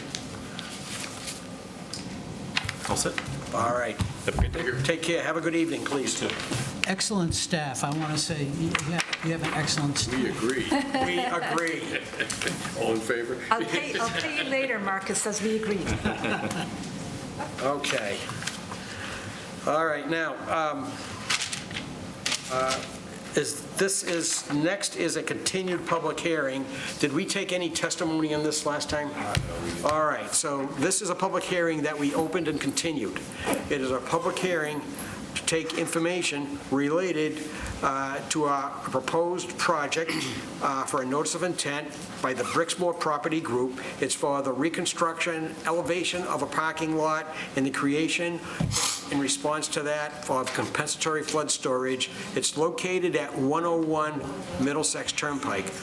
The proposed work is within a bordering land subject to flooding, riverfront area, and the 100-foot buffer zone to bordering vegetative wetlands. It's being held under the State Wetlands Protection Act and Burlington Bylaw Article 14. And the details of this application are on the commission website, but you can get to it by clicking on that link for 101 Middlesex Turnpike. All right, good evening. Thank you for being patient. Good evening. My name is Kevin Letty with Kimley Horn and Associates, the civil engineer for Brixmore Property Group, the owner and applicant for the project. On the line is Mark Newman of Brixmore Property Group, here to represent the applicant. The site is 101 Middlesex Turnpike. Technically, that's the second or middle building in the series of 3 buildings that operate as a shared shopping center. The site has been subject to historic nuisance flooding in that rear parking area.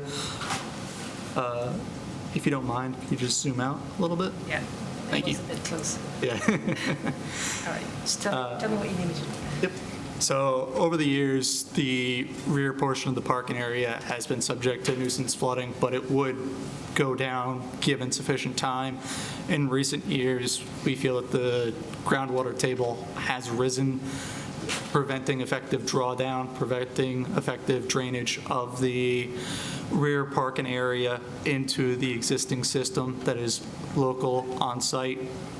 Brixmor has done extensive maintenance of the basin, which is shown on this plan in green, as well as vacuum jetting and cleaning of all the inlets located across the site. The hope was that that would be an easier fix, that something was blocking the pipes, and that's what was causing the drainage. Not the case. So we took the next steps, and we investigated groundwater table, found it to be very high, as well as the proximity to Vine Brook, which is shown in blue. The site has a little bit of everything environmentally wise. We have Vine Brook shown in blue. We also have a wetland line pretty much matching the edge of Vine Brook shown in magenta. We have an existing, or we have bordering vegetated wetlands. We have riverfront, and within Vine Brook itself is a rare bridal shiner species that we need to protect. Because of the complexity of the nature and the need to solve the flooding issue, Brixmor looked into a couple alternatives. The easiest one, do nothing. That wasn't going to work because not only does the applicant want that to be usable space, it prevents a safety hazard to the motoring public and anyone that wants to use that. Option two was to try and raise a significant portion of the site and reestablish the drainage system such that the nuisance flooding would be avoided. If you raise everything up, ideally everything is now out of the groundwater table and we can do some modifications. That would be cost prohibitive and would actually cause more environmental damages to the property. On the site, if you'll look pretty much where Eileen's cursor is, there's a dash dotted line. That's the limit of bordering land subject to flooding. Which is where, Eileen? Do you mean Roughly where your cursor is. Yeah, Okay, that right line. where the cursor is, okay. Yeah. So everything to page north of that is Vine Brook and the existing stormwater basin. To the south is the actual structure, Burlington Square 2. And you'll notice the gray hatched area of the parking lot is all within the bordering land subject to flooding. And consequently, a lot of that is within the 200-foot riverfront, 200-foot buffer for the wetlands, and what have you. A compromise that we looked at when we were doing the analysis to try and mitigate the environmental impacts was to look at the gray hatched area as a standalone piece, and specifically the top left corner is the issue of flooding. So we expanded our limits. We're going to reconstruct that portion of the parking area above the water table, and we're going to raise it approximately 18 inches to better establish drainage, because we think that high water table is not allowing water to actually go down into the existing infrastructure, into the basin, and eventually into Vine Brook. The implications of that are we're going to reset the drainage appurtenances in that area. We're going to upsize the existing underground pipes in that area to provide more underground detention, such that the water's not above ground, it's now below ground, making its way to the stormwater basin. There's going to be no adverse impact to stormwater peak flow, no additional discharges, no change in peak flow rate. We're keeping the impervious coverage the same, the drainage area is the same. There could be a potential concern as to providing additional stormwater treatment because of the very high groundwater table and the fact that most of these inlets have standing water in them year-round. To me, make it not the best use to put in a stormwater separator or any other management device, because it's going to be inundated, it's going to be put into bypass mode and not actually effective in what it's going to do. Now, because we're raising the gray parking area and because we're in the bordering land, we need to provide compensatory storage.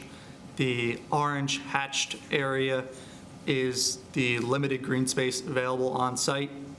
And what we're going to do is provide compensatory storage in that area by digging a glorified, very wide swale drainage channel between the parking area and the basin. The existing stormwater basin is not going to be altered, and the compensatory storage area is going to be drained to Vinebrook, matching the existing drainage patterns. With that said, we looked at it. There's not a lot of green space. There's not a lot of open space for us to actually provide compensatory storage. We're providing approximately 0.9, 0.95 to 1. The regulations do call for 1 to 1. Given the limited space, given the constraints, we feel that the 0.95 to 1 should be acceptable to the board, and we can try to get to 0.97. There's a nice little tree that you'll notice we graded around in the middle, as well as some drainage piping that's located in that area that prevent us from digging out additional area. So we feel that this is a good compromise. It meets the intent, and it will hopefully resolve the nuisance flooding issue. And with that, I'll take any questions. Okay. Let's see what John and Eileen have to say first. Okay, so since the initial filing, we got a revised NOI and revised plans. I don't think we've received the hard copies yet. I'm pretty sure we haven't. You didn't get hard copies, right? Okay, so. I'll check on that. Yeah, so. Well, we didn't get hard, it was on the site, though.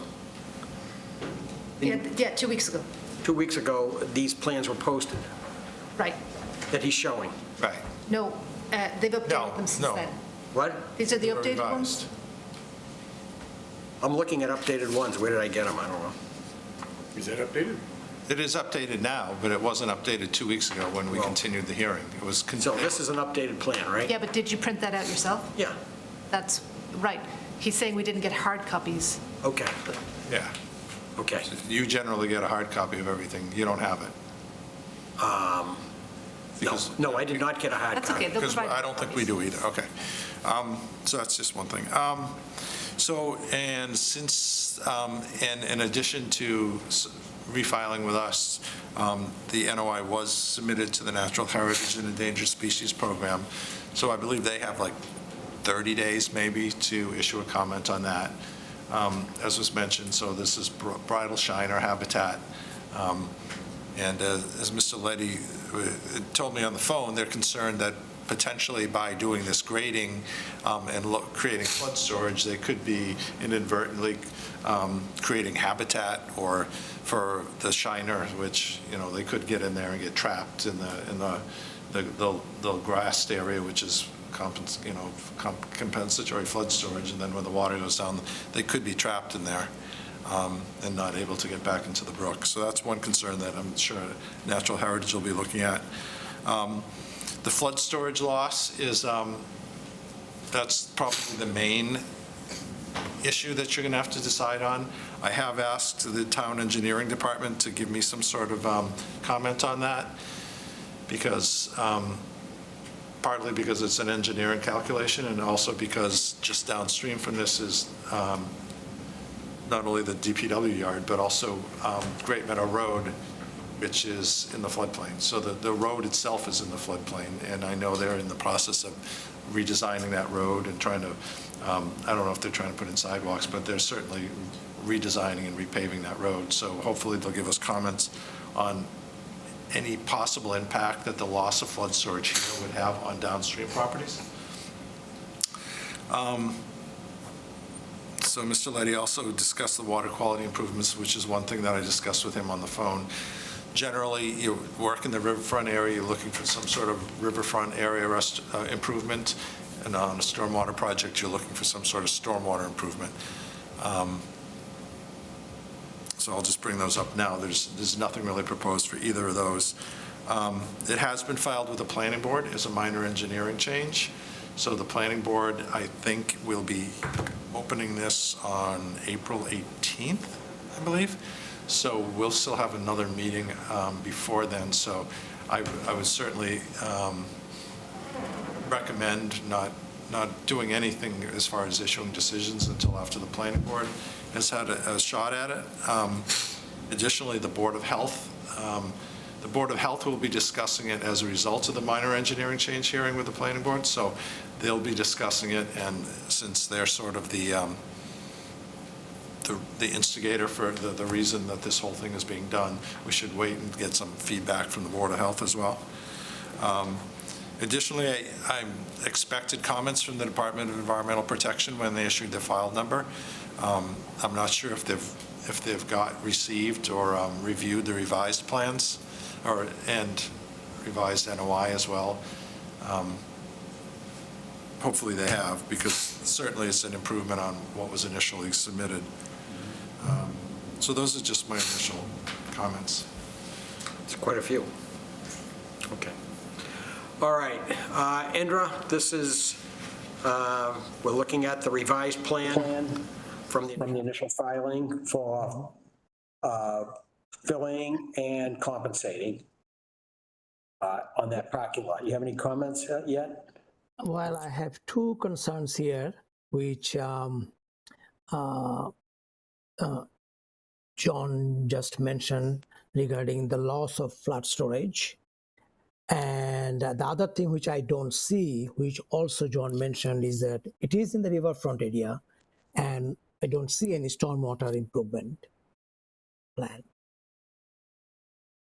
So these are the two questions I have, and I don't know how the client or, So the second question was what? I heard the first one, flood The storage. second question was that this is in the riverfront area, and we don't see any stormwater improvement plan. Okay, got it. Okay, every riverfront improvement, you mean?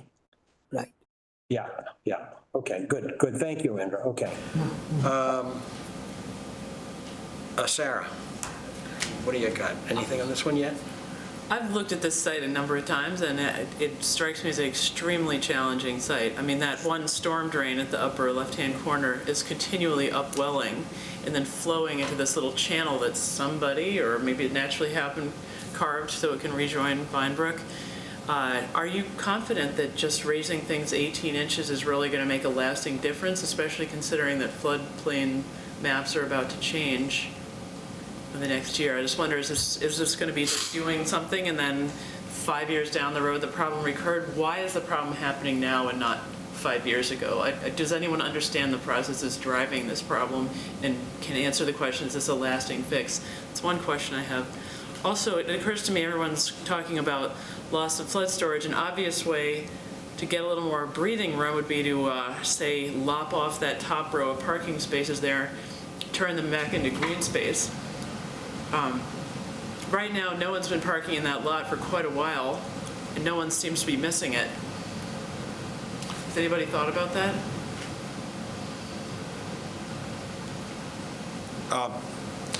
So I guess I can speak to that.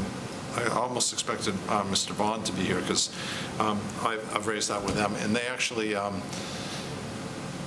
the planning board also has another minor engineering change, which I've just commented today to the planning board, will also require an additional Conservation Commission filing, because the far side of this mall, where the tower records used to be, there's some restaurant that's going in there. And they're proposing to do some exterior changes, which, although fairly minor, are in there. Blaze Pizza? Down where the cursor is, I I don't think. know where Blaze Pizza is. Isn't Blaze over there? John, I can, Where the spa used to be, which took. Oh, yes, Piara. Yeah, where that used to be, which took the That would place be a of Tower. restaurant? That, right. So. But I went to Piara all the time. I miss it very much, and I don't think people were parking in that floody area then, just saying. Right. So, I mean, they seem to think they need the parking spaces anyway. Can anybody hear me speak? Yes. Oh, great. I wasn't sure if I was muted or not. I'm Mark Newman with Brixmore Property Group, and representing the owner of the shopping center. Right now, the parking that we have available for the shopping center is, while there is, I would say, while it's being underutilized today, as you had just described, when you said people used to go to Payara, to this salon, which has been closed for a couple of years now, and they never parked over there. That's true, but we are planning on backfilling that Payara space and bringing in some new restaurants, which we're very excited about. We think it's going to really help revitalize the property. But we do think that we will need all of the parking that's available there to serve, what we believe will be, an active center. So we'd really like to, if possible, preserve the amount of parking we have. It's a pretty small property that we have. It's not a very large lot, as I'm sure you're aware. And I think that the plan that Kevin's put forward was really our best effort to try to solve this ongoing flooding issue. If I may piggyback off of Mark, specifically as it relates to parking, separate from this application, the other minor engineering change is the re-tenanting and miscellaneous site improvements associated with the re-tenanting. And that's this building and the right-hand side of it. They're going to be converted into different restaurant uses. And as it relates to parking today, under current code, the site is deficient in parking. And by re-tenanting, it will likely get that much worse from a code perspective. So as they're re-tenanting, we will be going before the board, trying to seek some relief. But we do think that all those stalls will be utilized. And then to take additional stalls on top of that would be a very difficult point to try and mitigate. We will try and look at it and see if maybe there's one or two that we can carve out. But the site has, in recent years, not been at full capacity. And when it is at full capacity, we do think that more of those stalls are going to be utilized. And that's part of the impetus, too, is not just the Board of Health, is Mark and the property owner want to see the entire site utilized, not just a small portion of it. Right. For obvious reasons. Yeah. Okay. All right. Yeah, that Payara Salon space is a pretty large vacancy, and it's been vacant for a long time. Right. Okay. Let's thank you for all that summary. Sarah, you all done? Mm-hmm. All right. Indra, did you already talk on this one? Yeah, you did. Yeah. Okay. Kent. Nothing to add. Okay. Bill. Okay, so you're planning to dig this swale, and I'm assuming, or I guess it's a question, the dirt coming out of the swale, will that be used to fill, or will it be removed and replaced with some other type of fill? It would ideally be removed and replaced. For the reconstructed portion of the pavement, we would want a drainage stone that would hopefully provide some additional subgrade drainage that would be of better quality than what the on-site soils could provide. Okay. In creating this swale to store the water and not have it apparently interacted with Vine Brook, will you be raising the edges at all, adding some fill along the edge of the swale, or just strictly digging in the middle? As part of it, what we're very careful to do as we're grading this is it does not regrade any portion of Vine Brook as it exists naturally. There's a gentle pitch that flows from the green area into Vine Brook. We're just taking it from an exaggeration of a very steep to a much gentler and a wider trough. So from a grading perspective, we're not altering the hydrology of Vine Brook itself. Okay. The existing basin, does that ever mingle with Vine Brook? Is that what with Vine Brook? Mingle with Vine Brook? Do they overflow into each other at any time? Yeah, my understanding, especially on days like today, when you have a lot of stormwater, the basin itself overflows, and there is an existing spillway designed into Vine Brook that those commingle. So when they've, the last two times that they've cleaned that basin, they've actually had to have biologists there, and they were like capturing fish in the basin, and trying to, make sure that none of the bridal shiners were killed while they had to pump out the water from that basin and take all the sediment out. So they actually were pumping into like barrels and catching the fish, and yeah. Well, I guess my question then is, if there's already that happening and being controlled in some fashion, why not just make one big basin instead of a swale and a basin that are separate from each other? What would be the downside of that? Because then you could, rather than having an elevated portion between the basin and the swale, you could dig that out too. Well, further to that, Bill, if I can hop in here. Yeah, go ahead. Looks like the edge of the existing basin is about at 124, and it looks like you're grading the top of your new spillway to 124. Doesn't that overtop so that the bridal shiners are going to get into this? It's almost like, it almost seems like the fish you're trying to protect are going to, might overflow the 124. You're not raising it up at all there, on the edge, and it's going to spill into your throughway here, I think. Well, they're already getting trapped in the basin. Well, they're already in the basin. Yeah. What I'm saying, they're going to get trapped in this. Well, that's my point. Why not make it all one big basin? If they're in there, they're in there, and when it can overflow back in, it will. What do you think of that? Would that give you more opportunity for storage? It does give us additional opportunity for storage. It does alter the hydrology of that stormwater basin. It is designed at a certain point to discharge into Vine Brook.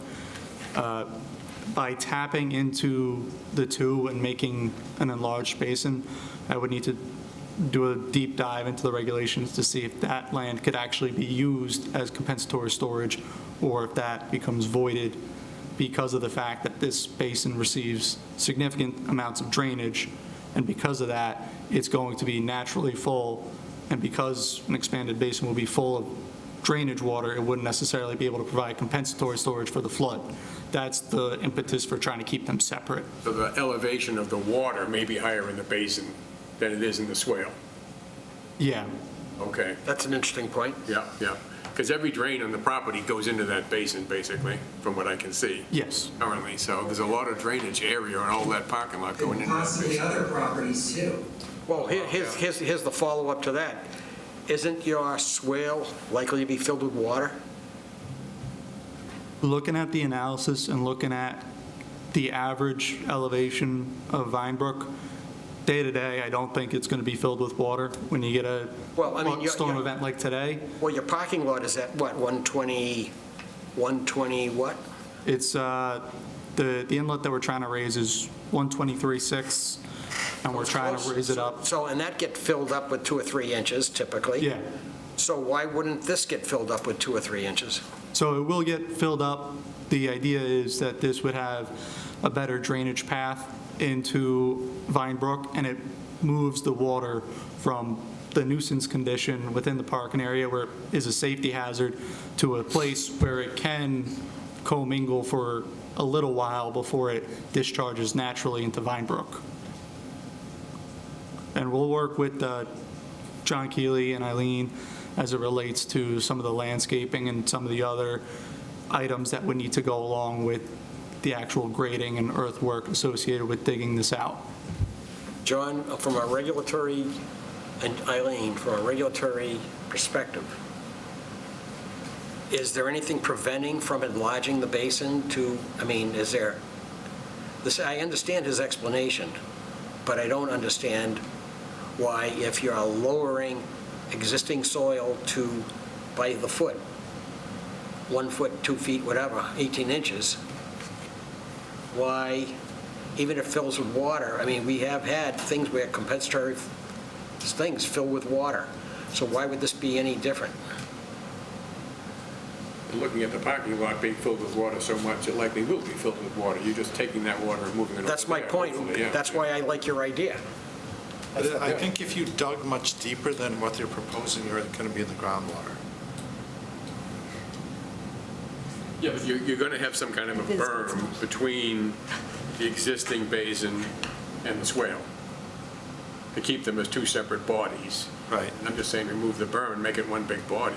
And remove the outlet, which, let this be the outlet, right here. Yeah, you already have an outlet. You have an outlet. If it needs it. But I think that would lower the level in the basin and provide storage in over a greater area. Whether it, your point about having to calculate whether the water in the basin going into the swale would negate the compensatory activity, I don't know. That would be some calculations involved there, I would think. But that was just my suggestion, is that you try to consider whether that's a possibility. I think it would, if it works, it would give you more compensatory storage availability. Yeah, we'll take a look at it. I know going around the site, looking at different inlets, as well as looking at the survey. Okay. There's a pretty consistent water elevation across all of the inlets. I forget what the exact number is, but it's fairly, I think it's 123-ish around all of the inlets on site. And because of the location in that northwest corner, it's the low point. So that's where water is going to first pop out, whereas the other inlets, they're sufficiently high enough that they can have that standing water.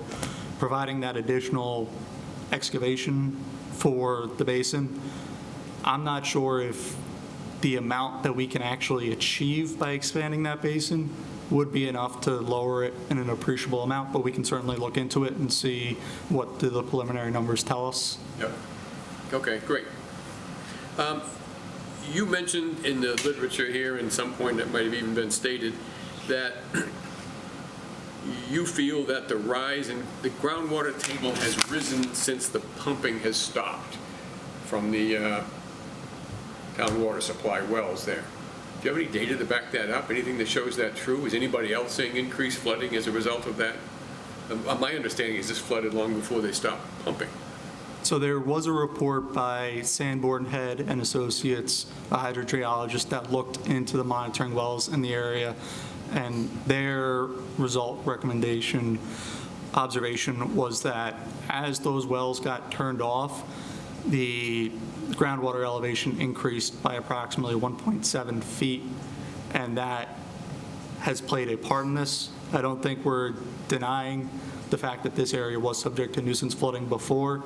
The issue that the rise in groundwater has now resulted in is the basin is not infiltrating as much, as well as this area does not have the ability to infiltrate as much as an unintended consequence of that action. So we're here trying to figure out, based on today's condition, the groundwater elevation, which they did determine has been more or less constant since the wells have been turned off. We designed with that in mind to try and raise it up. And to the other board member's point, when we're looking at this fix, yes, we want something quick and cost-effective, but quick does not mean 1 or 2 years. This will be at great expense because of the bridal shiner, because of all the different impacts. This is a more permanent fix. This isn't a 5-year until we can get our approvals and see you never. This is a good faith effort to try and make sure that this condition does not continue to happen for the foreseeable future.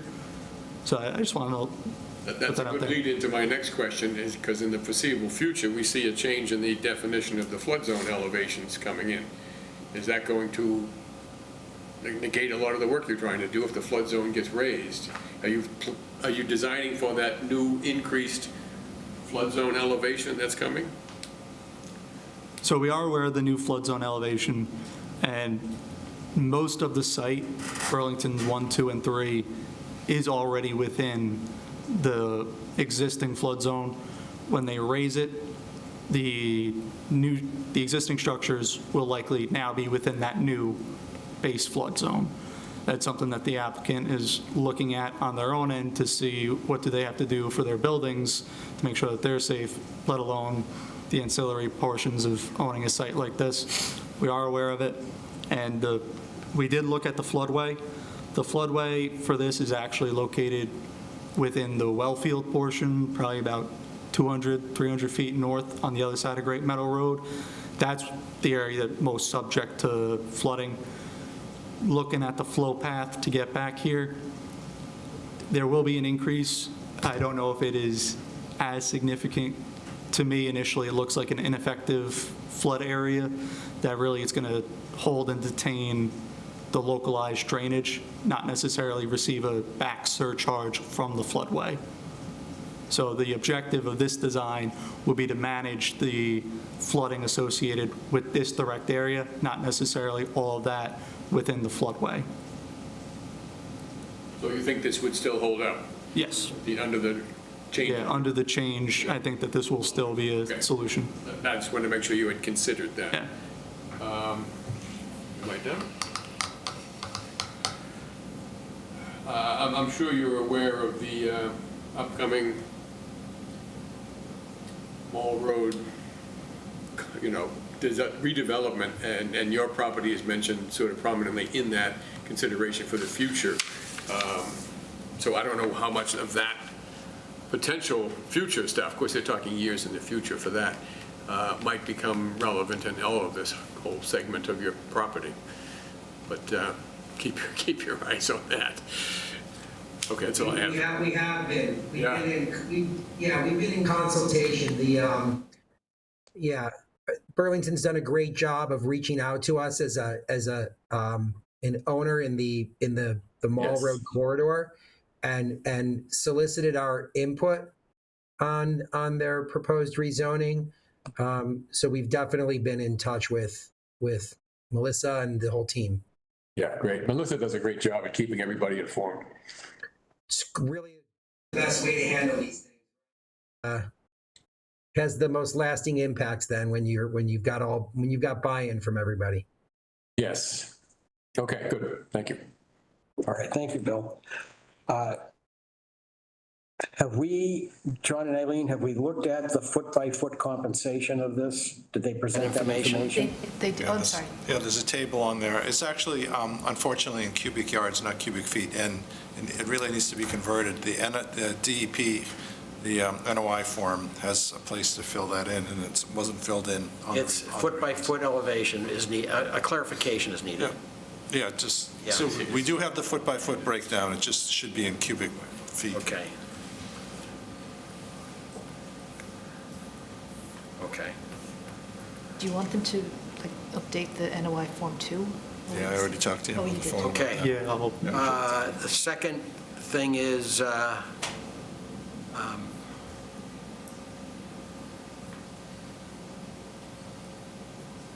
you planning, you're losing 7 trees. Those trees help soak up water.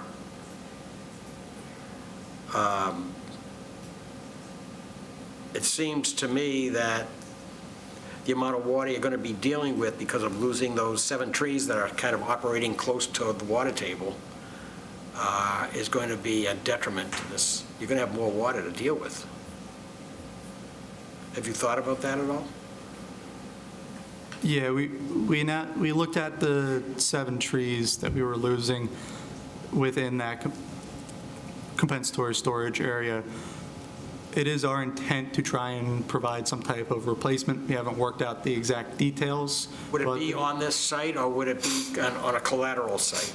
It will be on this site. We just don't know necessarily how it would line up with the grading yet. It's something that we're fine tuning on the back end to figure out, does it make more sense to try and put them in the middle of the channel where they could be an obstruction, but they could soak up the most water? Do we put them along the edge? Are you thinking of planting like shrubs in the channel and stuff like that? We haven't gotten that far yet, and we'd work with John and Eileen to see what the specific requirements of Burlington are, and we'd be willing to accommodate those. There is other landscaping work that's going to be done on site as it relates to the re-tenanting efforts. So ideally, all of the landscaping, both the re-tenanting and the landscaping with this would be done at the same time. So if it's going to be wet, you would want like obligate species, things that do well in water? Is that the idea? Okay. All right. All right.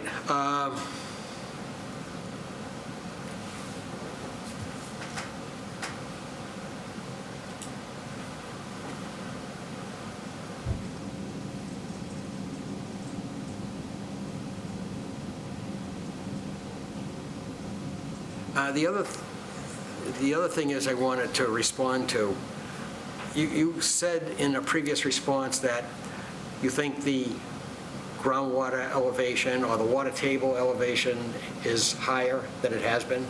Is that what you said? Yes. Would you say like a foot? Approximately 1.7 feet. And that's the cause of the problem? Yeah, we feel that that's a major contributing factor Yeah. to it. Is So I guess, I mean, I would agree that's probably the case, but I may disagree slightly on what the reason for that.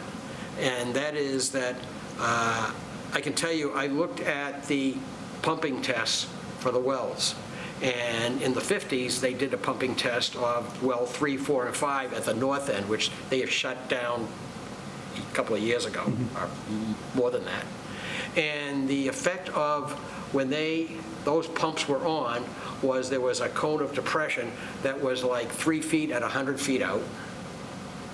And then at 200 feet out, it was like 2 feet. And 100 feet out, it was like at 100 feet out, it was 3 feet, 200 feet, it was 2 feet, and at 300, it was only 1 foot, and after that, it was de minimis. And the pumping tests since then have actually shown that. And the closest well, which is the big well, well number 10, which is behind the Islamic Center, up through there, that's the big well, and the aquifer there is like 90 feet down. I mean, it's substantially down. There's a big trough there. So I actually don't believe that it's the shutting off, which I'm not sure that well is shut off yet, but I don't think that's the problem. I think what is more likely the problem, I'm not debating the issue, because I agree with you, but I think the issue is more likely two factors. One is, over the last 20 years, Burlington has undergone rapid development of a whole bunch of impervious surfaces. Not only has there been, of all these pervious surfaces now become impervious, but we have essentially permitted very large houses on these lots. And they're all being infiltrated in, and a lot of vegetation's being removed and so forth. The other is that the 100-year storm is much higher than it used to be. It used to be 6.5 to 7 inches. Now we're using data that is, 8 or 9 inches, and in a few years they're predicting it's going to be 11 inches. 11 inches is a big difference from 7 inches. So I think your analysis of what is happening is probably correct. But the reasons why, I think those other things are probably major factors, to be honest with you. I don't think it's the wells. Okay, that's just my personal opinion on that. Yeah, ultimately, there is high groundwater there now. Yes. It's been sustained, and how do we address it? And the storms are more intense, all of that stuff. I mean, it's like, it's undeniable that the climate has changed and we're getting worse storms. Yeah. So that's what I think is really behind, that's a lot of it, what's behind it. Yeah. The other thing is, you said that there's going to be a pipe. In the upper corner, you're going to have a pipe for storage. You said something about that. Yes, so there's... Is that going to be in groundwater? Because you can't store water if it's already in groundwater, can you? There's 2 existing inlets, and you'll see the black dashed line in that corner, the parking area. Yes. There's existing 15-inch pipes there. We're going to upsize them to 24 inches, and the hope is that that provides more detention to move some of that nuisance flooding from the parking area below ground. It's a couple little things to hopefully get the desired result. No one thing is going to be the cure-all. It's in the groundwater table, it's not going to move anywhere. Yeah. Right now, the flow is up. Making it bigger won't help. Yeah, I mean, making a bigger pipe inside, like, if I put a bigger pipe inside the ocean, it's not going to do anything for you. And that's the problem with the groundwater. It's like infinite. I mean, I don't know if that's going to help Will the new matters. pipe be at a higher elevation once you fill? Right now, it's going to be at the existing. We can look at raising it up, Yeah, giving it a I little think bit more you should pitch. look at raising it up, because you don't want to go to the cost of putting that in and there's no storage there. Right? Yep. To that end, Pipe up, which would be helpful. there was during the recent cleaning of the stormwater basin, they had appropriately dewatered it with the environmental folks. I believe they had turned off the pumps, and within 24 hours, the basin was completely recharged by the groundwater. So that obviously is a very significant factor to this, and it's something that we're trying to keep very much so in mind. All right, so I don't have anything else at the moment. Maybe we should summarize, would it be useful to summarize what you're going to look into to see if we have the same list? Absolutely. Okay, I probably did not take complete notes, but the first is, starting with the easy thing, is you're going to look at raising the pipe.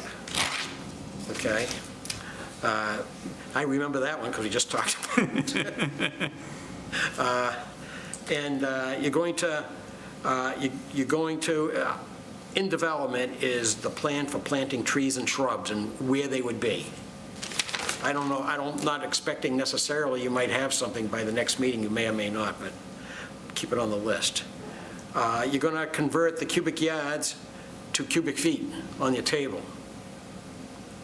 And it's a foot by foot as needed, right, John? They do have that. They do have that, okay. You're going to evaluate, this was a very blurry issue that Bill brought up, I thought, whether or not it was a good idea to remove the fencing and the boundary between the basin and this throughway you're putting in. Swale, yeah. The swale you're putting in. I thought it was a very cloudy issue, like I couldn't really get a handle on it. I couldn't really, whether that's a good idea, whether that makes sense or not. And we're going to be expecting some feedback from the planning board and the Board of Health, I heard? Hopefully. And number 6 is riverfront improvement, which is required by the regulations. So that would go into the landscaping plan, so. Okay. Okay. And the town, we're going to get information from the town engineer maybe on the flood storage loss. And we're going to get information from National Heritage. And that's all I have. Anybody have anything else? Nope, you got my list. You included everything I got. So that's a lot of things we're waiting on other people for. And like I said, the planning board doesn't hear this until the 18th, so I'd suggest maybe you continue it 2 meetings out to the 25th. Does that make sense to you? Yeah, that makes sense to me. All right. Rather than rehash the stuff we just talked about, could I have a motion to, oh, wait a minute. I should ask, is there anybody in the, this is a public hearing, is there anybody in the audience for 101 Middlesex Turnpike who would like to make a comment? I see that there's no one here, so it's like talking to empty space, but online, is there anyone who would like to make a comment on the project to have compensatory flood storage? Any further comment, Mark, from your perspective? I should ask you. None, no. Okay. All right, thank you. Thank you. Thank you. All right, so could I have a motion to continue this hearing until the meeting of April 25th? Is there a motion? So moved. Second? All right. Indra, how do you vote on continuing the hearing? Yes. Sarah? Yes. Kent? Yes. Bill? Yes. And the chair votes yes by a vote of 5-0-0.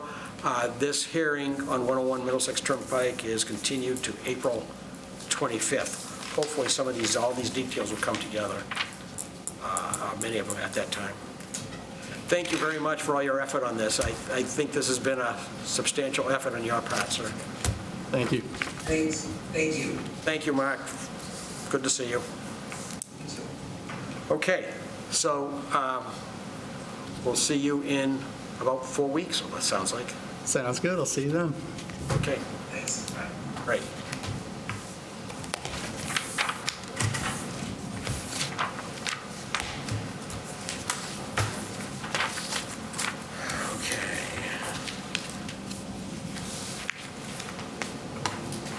Okay, next on the agenda is planning board comments. Anything for the planning board?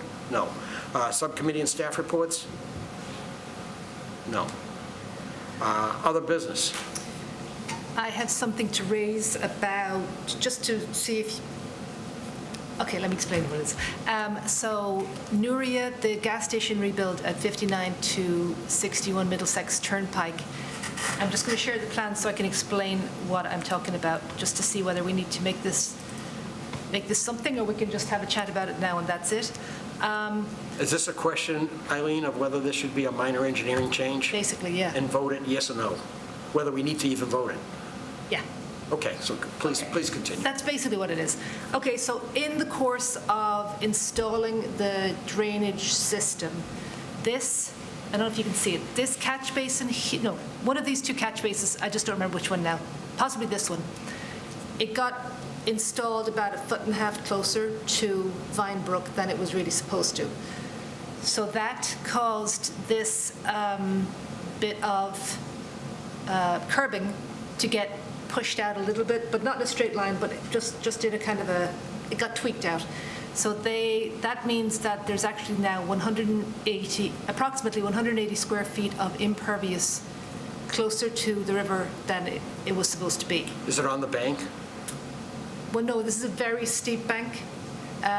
So it's, if you look at where the cursor is, it's at the back of the developed part of the lot, but then you've got the guardrails back here and fence, so it's quite close to that, and then you've got a very steep bank down to the river. So these, things do get tweaked in the course of building. The issue is that they're bringing the impervious closer to the river.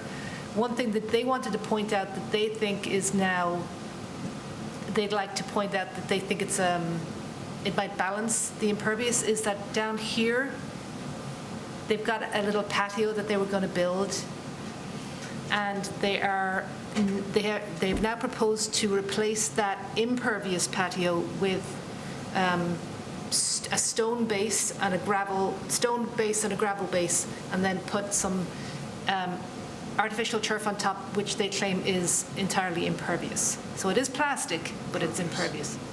Is pervious, sorry. I said that completely the wrong way. Is pervious. Yes, you did. I'm getting a little tired. So the question is, these changes, would you like them to come back with an MEC, or is that something that you'd be comfortable with them just documenting for a COC, in the COC application? They would like to be open in about a month or so. Right. All right, let's see what, Indra, did you hear all that? Yes. All right, and should this be a minor engineering change, or can we just let it go the way it is? Do you have an opinion on this, given looking at the plan? Well, I heard a lot, so I cannot let it go. I think at least it has to be a minor engineering change. You think it has to be? Yeah. Okay. Sarah?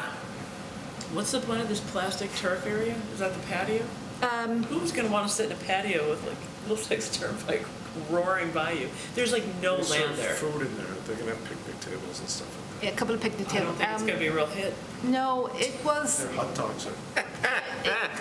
as far as I remember, it was Really, sort of, John? it kind of Gas station sushi. occurred in the course of working with the planning board. Gross. I don't feel I know enough whether I'm not sure what constitutes a minor engineering change. I'm going to defer to others who know more what that is. Interesting to think it was clear cut that it should be. I don't have that. I don't know. Let the record show Sarah just kicked the can down the road. Sorry. I don't blame her. That pervious area in the front, it is actually bigger though. It's going to be more like 300-something square feet. All right. Kent? Yeah, I gotta agree with Sarah. I don't think I have enough to be able to make that determination if it's a minor engineering change. Let's go finish the route. Bill? So a minor engineering change would be an actual filing, right? And we're saying. Well, they put it on the. Alternative is to just not bother. They put it on the agenda. Right, yeah. So I say that this is a small change up top, which apparently was unintentional, but it's there, that it is going to be compensated for more than enough at the bottom. I think just let it go, and rather than making them come in and, present the minor engineering change. Well, here's the question I have on this. The 180 square feet that's lost, is in what I would consider a higher value resource area on my list of, my index of resource areas. It's right next, it's on the bank, and we lost it. They're proposing to give us some chipped up plastic, is that what, I don't know what it is, for people to sit in, for people to sit in. And I'm sure it's very lovely plastic, but somehow the two don't seem to equate. But now it's pervious where it wasn't before. Yeah, so they're compensating in an area that nobody wants. It's not like we would. It's still riverfront, it's not as close to the river, but yeah. it still would be in the riverfront area, right?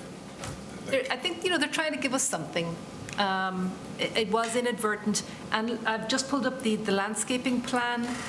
I think a lot of this stuff behind here was going to be wood chips anyway. It's not quite what Well, here's the landscaping thing. is.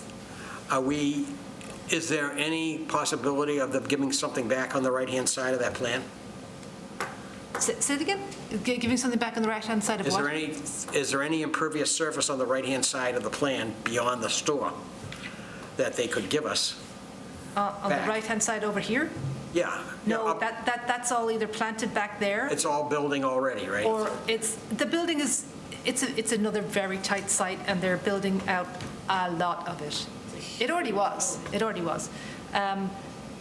So there's just going to be some seed mix back here, and Would we benefit by having something on back of the building and in back of the site beyond seed mix and on the right, and wood chips on the left? they've got a lot of planting all the way in here that's coming in. That's all plants on the right-hand side? Yep. And how about, is there any benefit to ask them to do anything more in back instead of just a seed mix? Or there's no real benefit? Probably not really. It's pretty, there's really only maybe the size of this, the width of this, the length of this table, well, maybe it's a little bit more than that, between the building and where the slope falls down. So the I mean, I suppose we question could is, ask them I to. don't, all I'm saying is, I don't want to spend more time on this, but I don't like the equivalence of the part that's lost to what they're suggesting. I don't like it. Right. But on this particular site, I don't know what else there is the problem. Right, there isn't any place else. There isn't any place else. I mean, so having them come in just so we can go, oh, wow, I mean, it doesn't. Yeah, we get nothing to gain by them coming. So we discussed this. So one of the things we sort of anticipated, you might not like the fake grass. Like, you could tell them, okay, you can do this, but you need to put down permeable pavers or something that's not That might be plastic nicer. in the riverfront, you know? Would you ask them that and tell them they don't have to come in for that if they make that change? We can do that, yeah. How does that sound? That's what I was looking for, something that would be. Grasscrete. Or Grasscrete, that would be fine too. Do actual grass. Could someone tell me what Grasscrete is? A weird hybrid. They're just blocks that have openings in them where you actually put the loam in there and grass, and then you mow over it. Like, it's frequently used for like emergency access roads and stuff. I've seen it. It's open blocks, in other words. Yeah. And that would be better than plastic paradise or whatever it's called? It's the stuff they put the artificial football fields. That's basically. Burlington High School. But the blocks in between would be permeable pavers So with the grass. is that worth asking for compared to what they're proposing? Yes. Yes. So why don't we just do that, and if they agree, we just won't have them come in, we'll just do it. Permeable pavers. How does that sound, everyone? That sounds good to me. You okay with that? Permeable pavers are. All right. No, I know that, but I'm saying it's a mix between permeable pavers and grass. Is that what- Thanks all. Okay. Thank you. Actually like a lot. All right, let's move this along. Oh, okay. Kent, you agreed, right? Yeah, no, I was getting some more education on the blocks with the grass. Right. Is Indra okay with it? Because he actually thought maybe an MEC. Indra, are you okay with that compromise? Yes. Okay, cool. Yes, I already. Oh, sorry. Okay, good, thank you, Indra. All right, so anything else under other business?